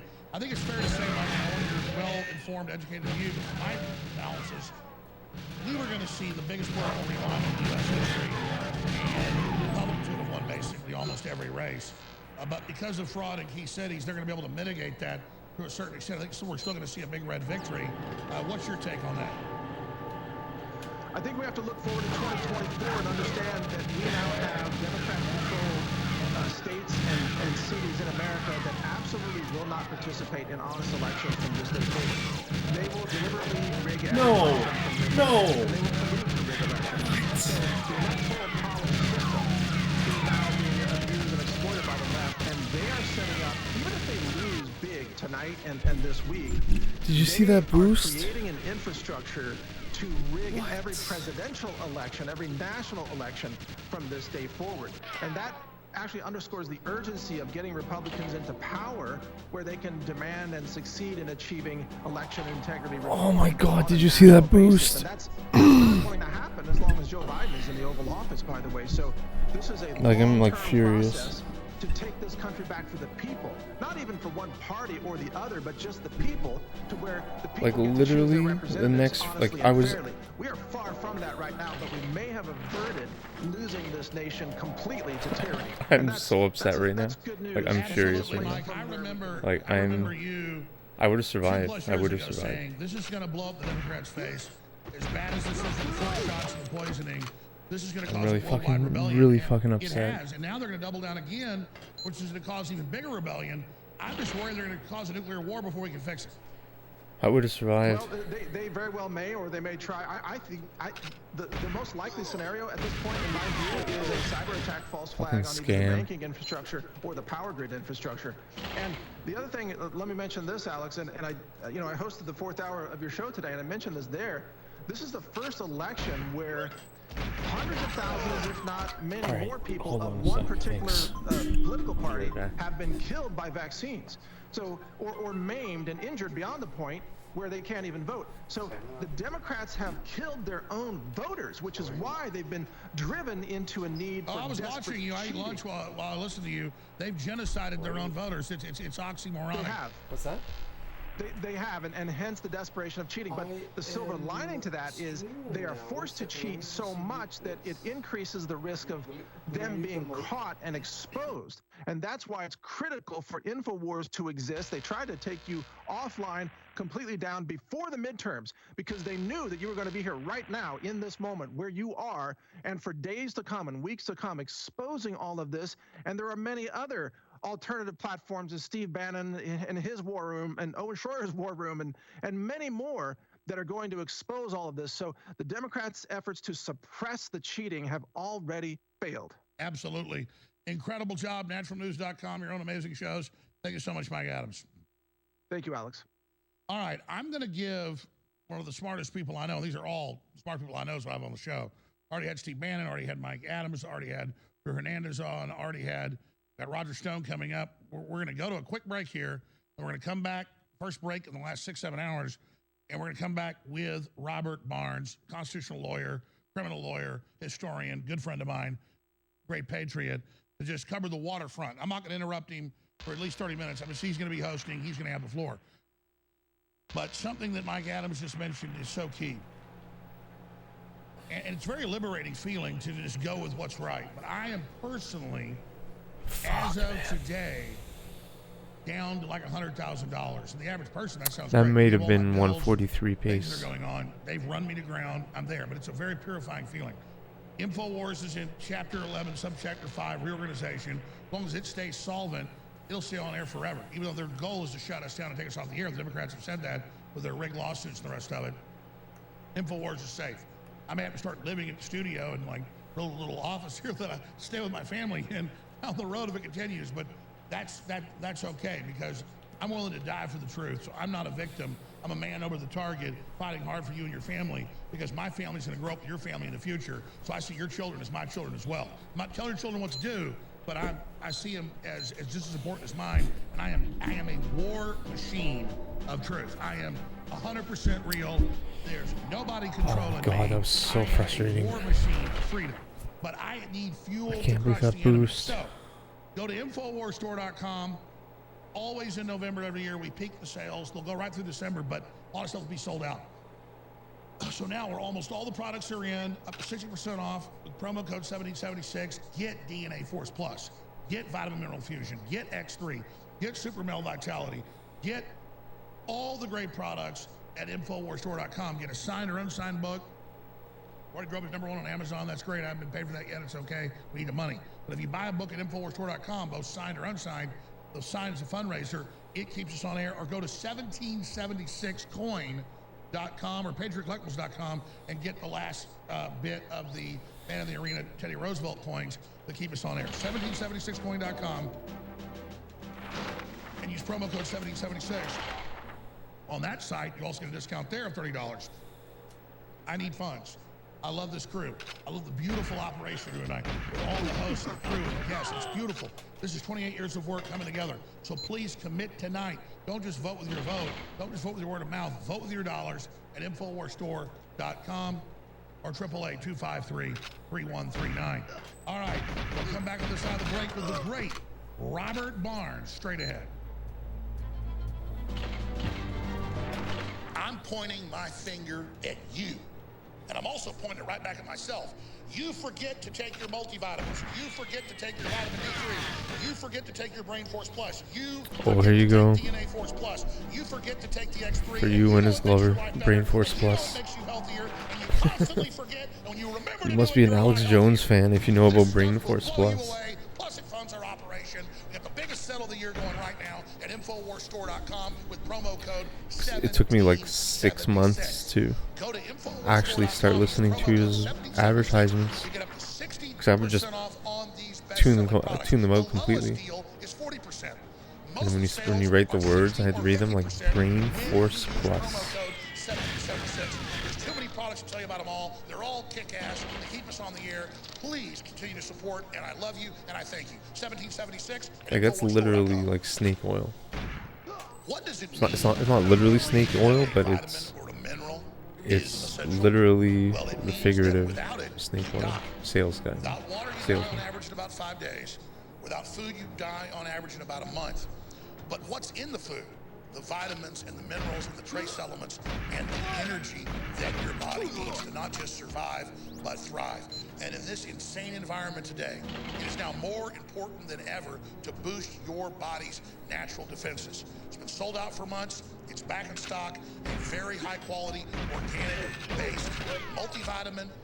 It's massively discounted at InfoWarsStore.com. my first shots are terrible. Like they're so bad. Incredible best-selling product. It's back in stock, massively discounted at InfoWarsStore.com. Everything is 40 to 60% I think I've improved though. when you use promo code 1776. The lowest discount is 40%. A lot of the discounts are 50%. But when you add the additional 1776 promo code, up to 60% on many of these items. So again, whether it's Physique Magnesium, DNA Force Plus, Vitamin Mineral Fusion, all of these products are now in stock, ready to ship to you at InfoWarsStore.com, and they fund an operation to keep us on air. We've seen the enemy attacks, we've seen their attempts to shut us down. They're obsessed with this because InfoWars is effectively exposing the Great Reset of the New World Order.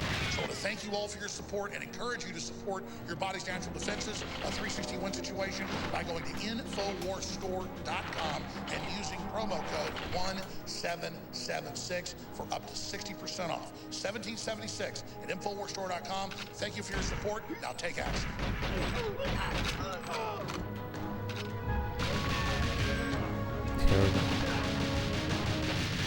I'm Dr. Dr. Peter McCullough, and it's an absolute pleasure to introduce to you the Wellness Company, an alternative healthcare system for this COVID and I might put on just post-COVID music. I might put on some where Mega trust Man has music. been lost in doctors and healthcare systems.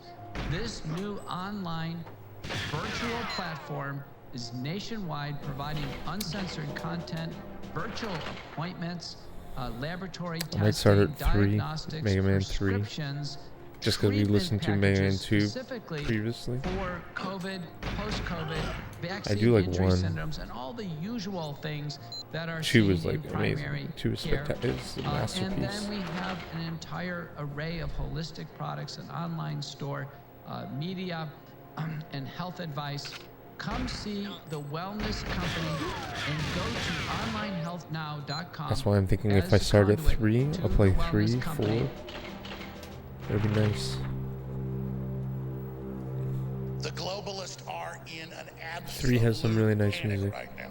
They are attacking and suing and censoring and spying on and engaging in bullying. I can only take so much Alex Jones. Conservatives and Christians, not just in America, but worldwide. And their number one most hated enemy in the media is InfoWars, because we know the globalists. I mean, I'm putting on now. We know their operation, we know their modus operandi, and we know how to take them down peacefully. We've got great products that fund the operation, that also are incredibly powerful and the highest quality for your immune system and more. We have the biggest sale of the year going right now. Black Friday comes early. Use promo code 1776 and get up to 60% off on these best-selling products at InfoWarsStore.com. Biggest sale of the year, promo code 1776, up to 60% off. Take action now and empower your body.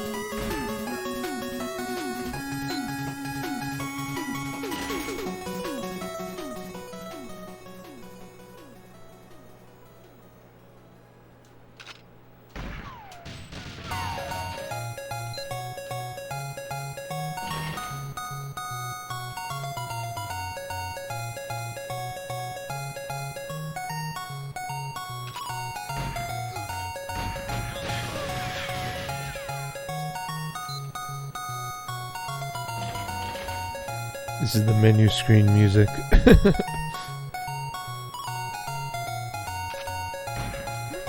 This is the stage selector continuer password screen music.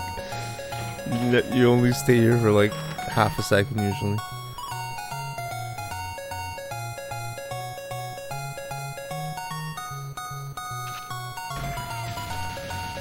This music is messing me up. Hopefully we fast forward. Thank God. Stage select now. Yeah.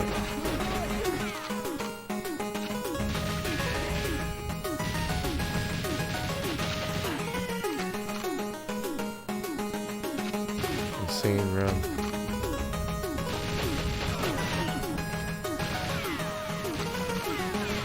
Insane run. I can't believe he didn't pass away. Like what? Like, guys, it's just so dumb.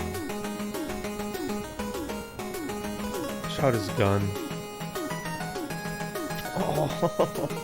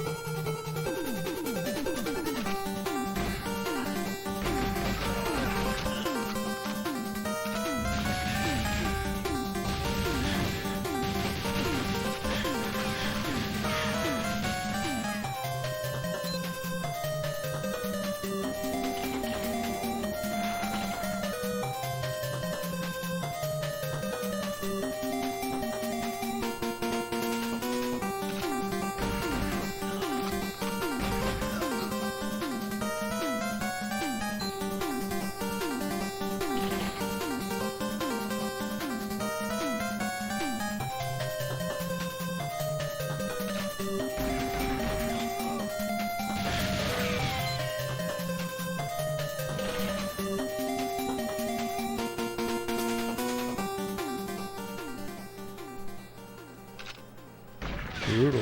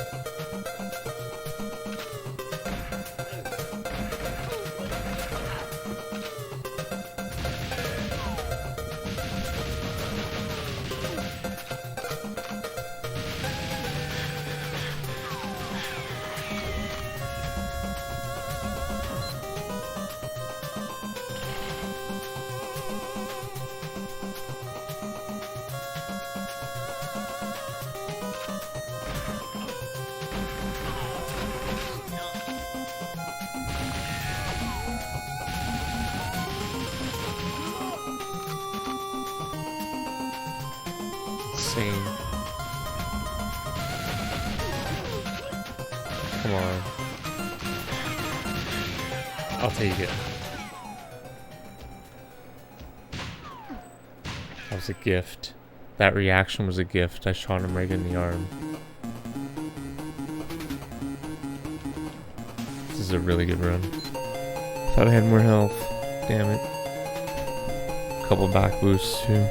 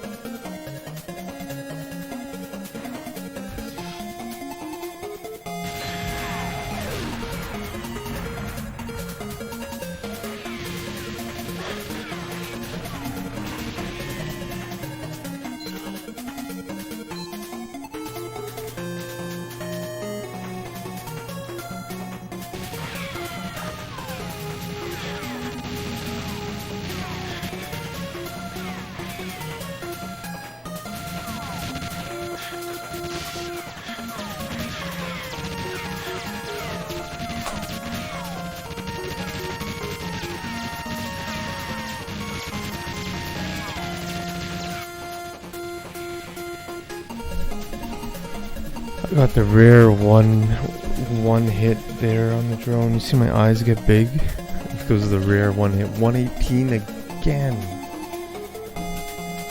I'm like knocking on the door. If I uploaded it, I might have survived.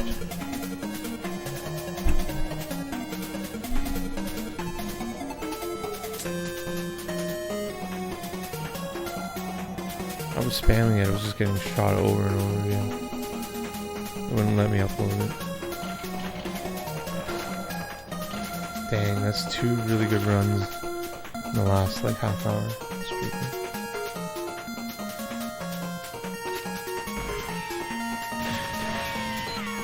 Interesting.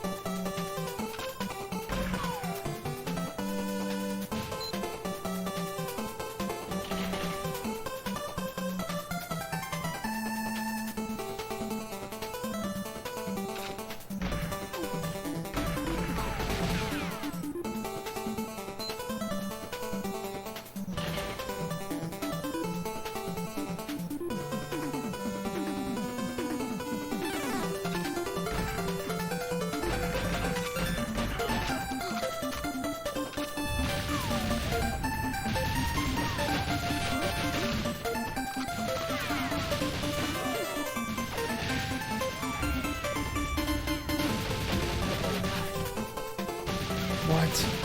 You see a double back? What was that? It's moot. It's moot anyways.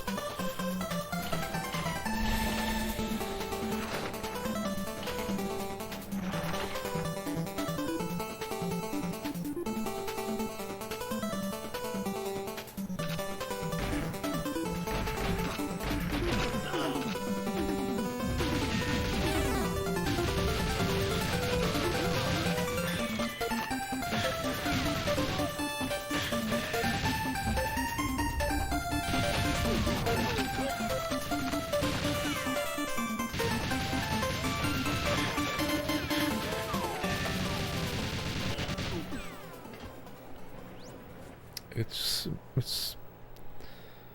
really frustrating.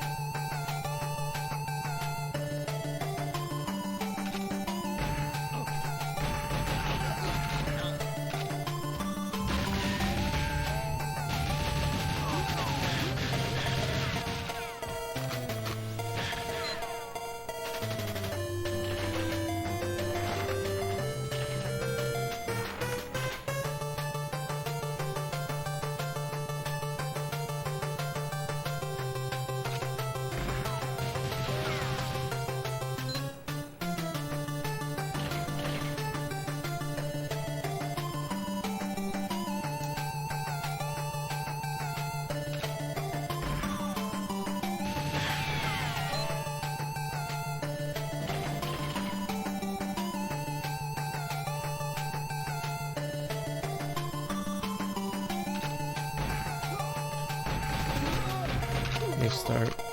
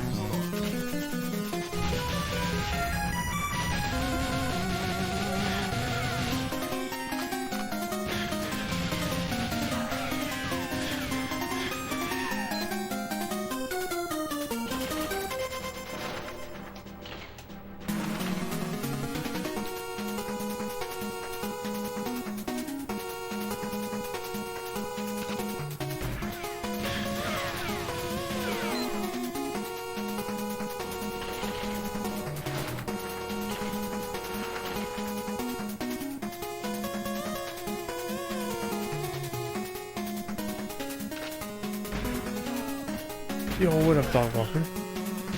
What's up, Walker guy? How you doing, dude? What's up, man? Hype. Yo, what's up? How you doing?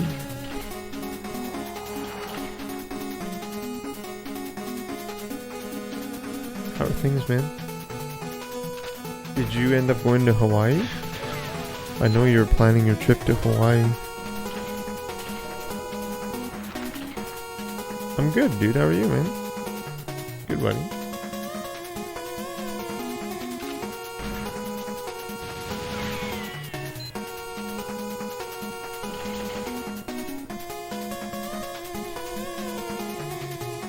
I'm pretty tired and hungry.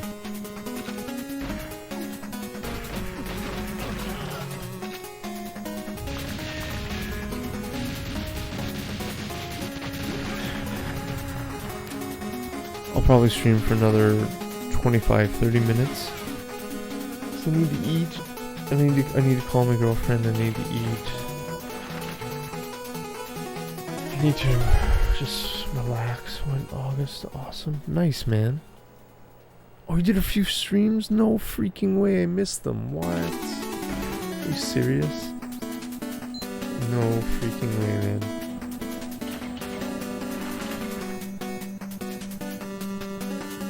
That would have been awesome to see.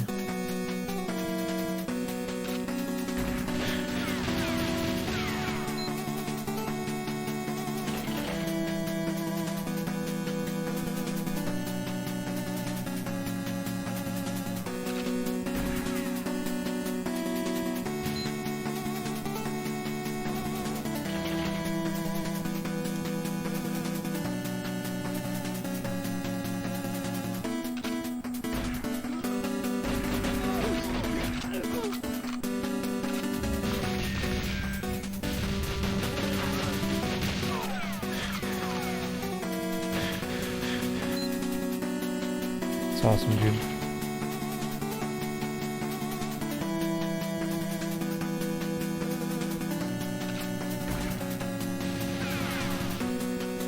My lifting journey, nice, buddy. Yo, thanks, homie. Thanks, dude. Yeah, man. Thanks, buddy.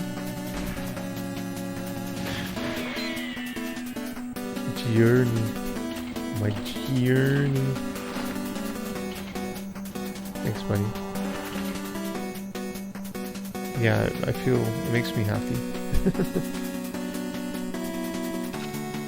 pumps endorphins through my blood. I might do a workout stream tomorrow, actually.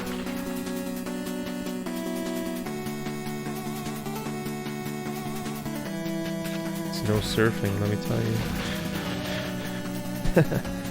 Did you go surfing? I think you were saying you wanted to go surfing. Now that's a freaking workout. Surfing? Holy jeez.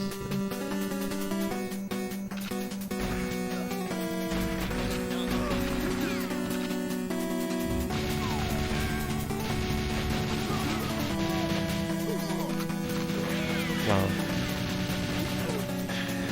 Terrible.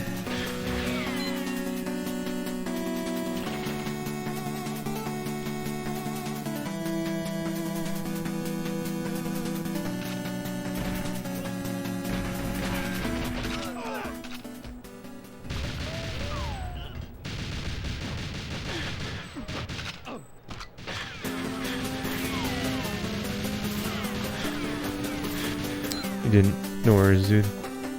I don't blame you.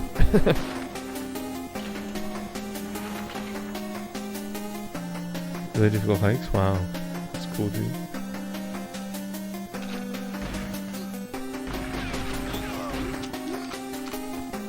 It's amazing. I might skip this music. I think this is like the harder levels, the bosses and stuff.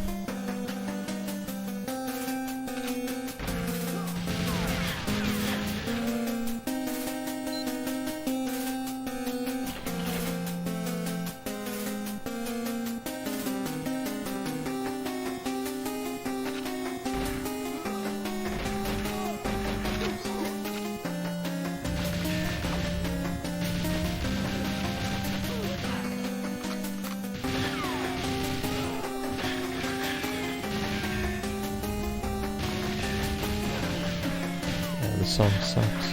It doesn't suck, but it's not a... It doesn't suck, but it's not like a masterpiece. Like the other ones. Hiking, oh, super expensive. That's too bad, dude. Sorry, dude. I imagine.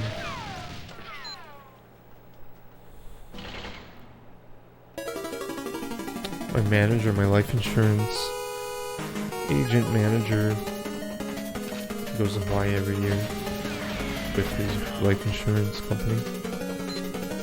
Yeah, I'm gonna fast forward this movie, Mega Man 4.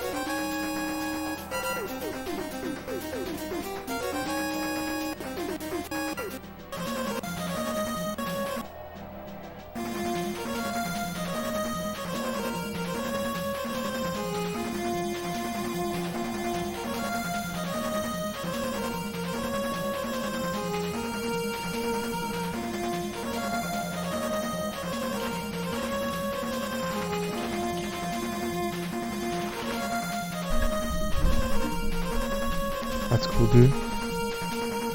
Sounds amazing. Oh, this isn't a level. This is the boss select screen still. It's that good.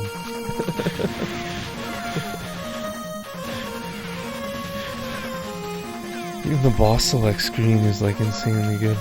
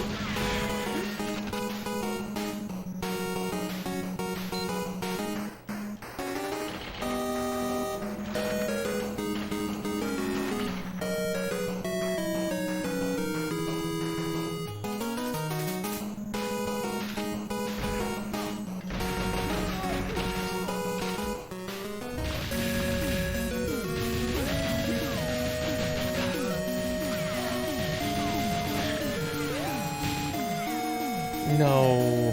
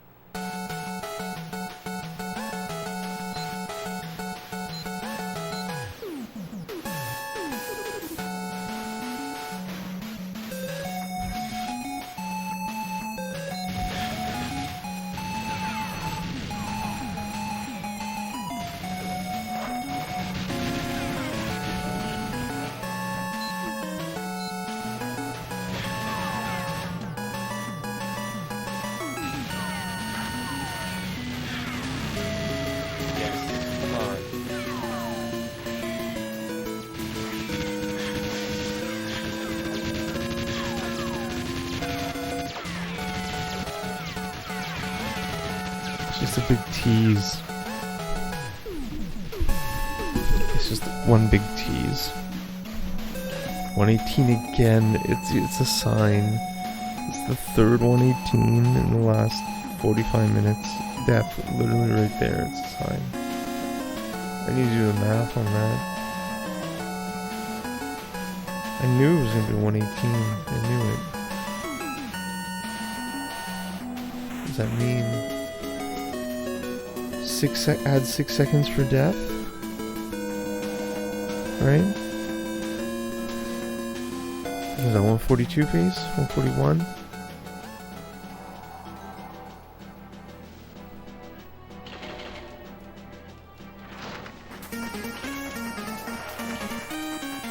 Oh, that's the pace. Obviously surviving.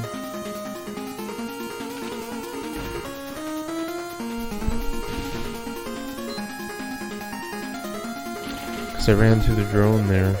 That makes sense. That makes perfect sense.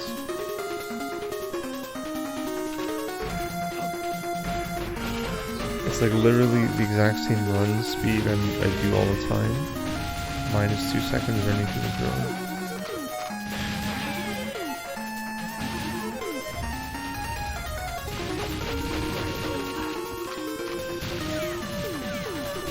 Please, please, please, please.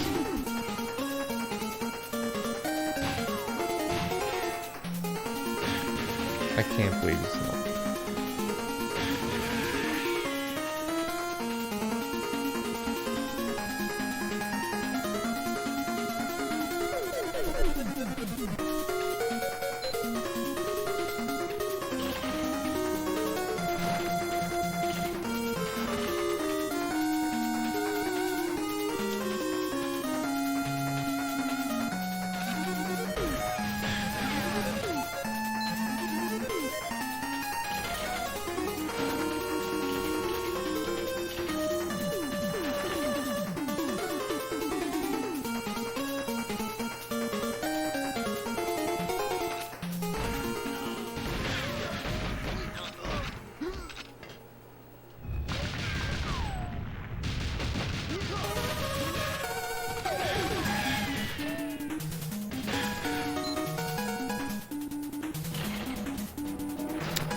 Yeah, I'm gonna have to watch some runs offline, I think.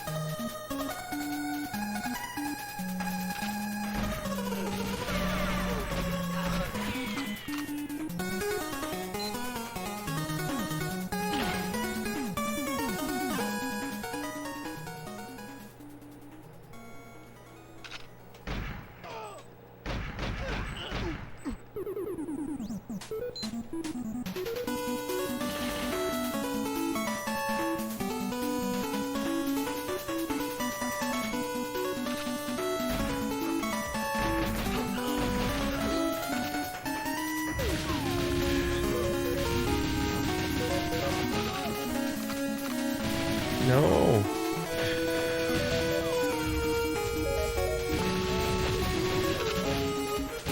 Look at that alignment.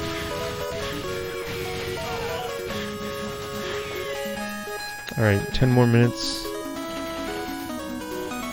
And play until 11 o'clock.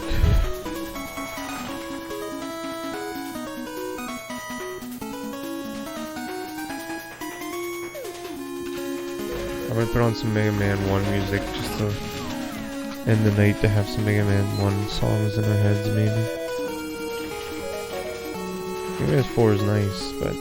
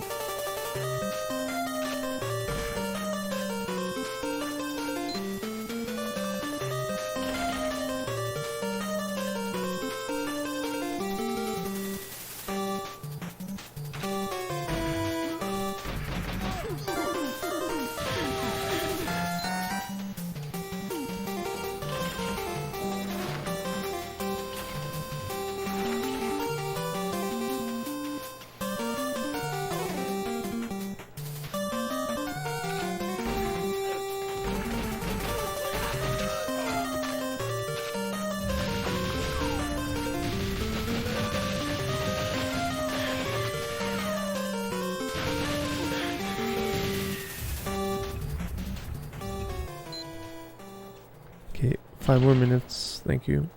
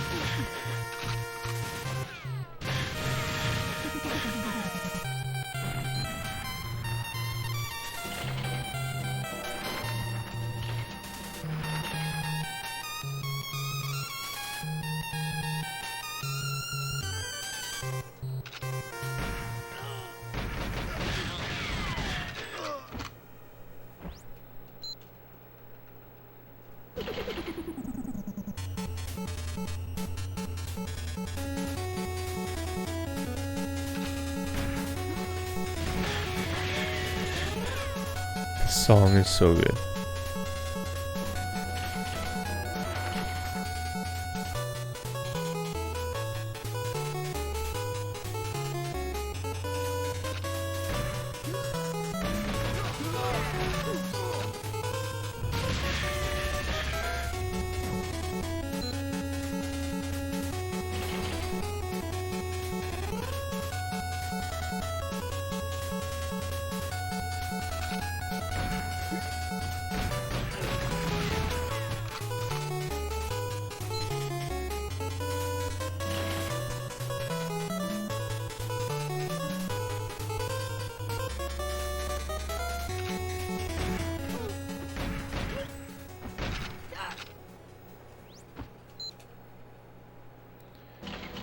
These runs are terrible.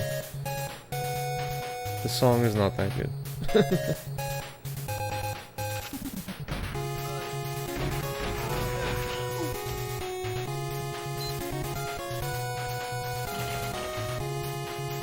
These runs are completely falling apart though. It's time to sign off.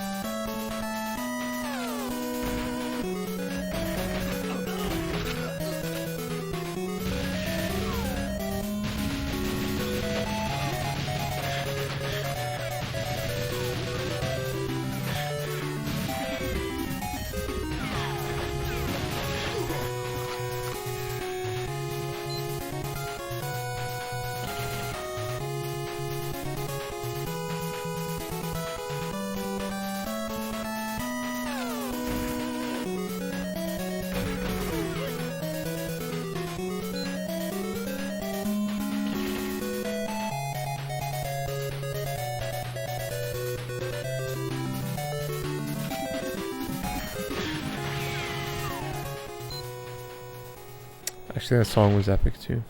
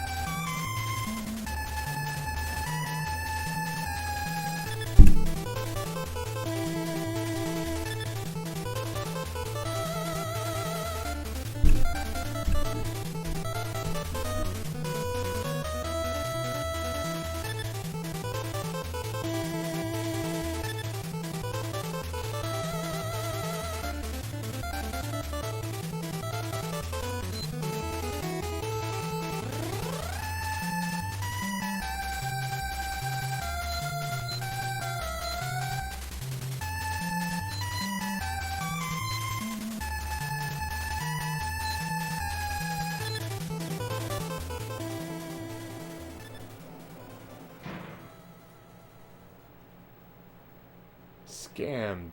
Absolutely scammed.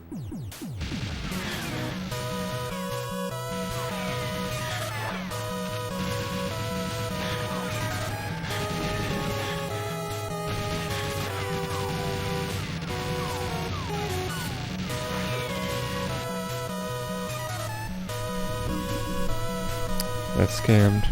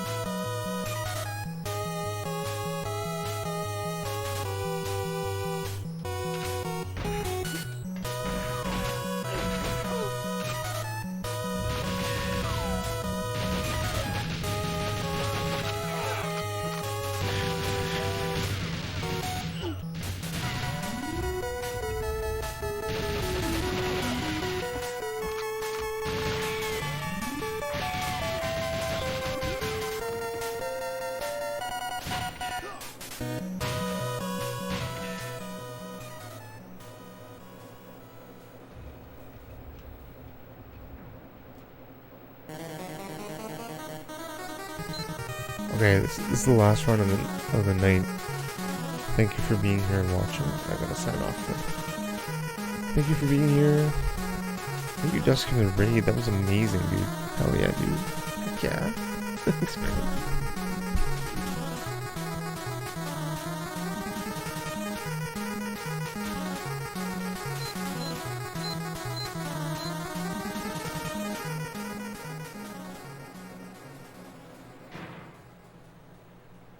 Two scams in a row, back-to-back scams, back-to-back.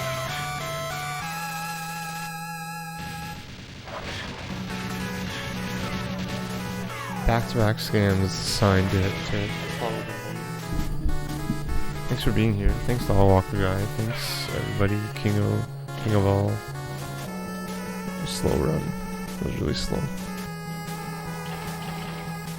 King of all, everybody.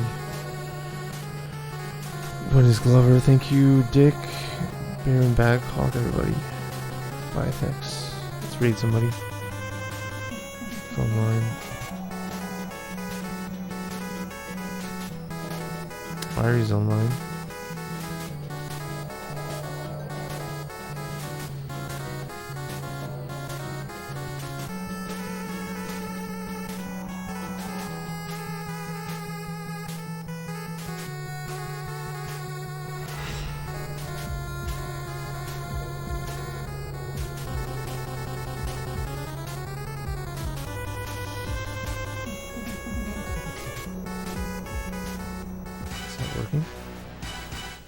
That's right. Okay, thank you. Thank you so much.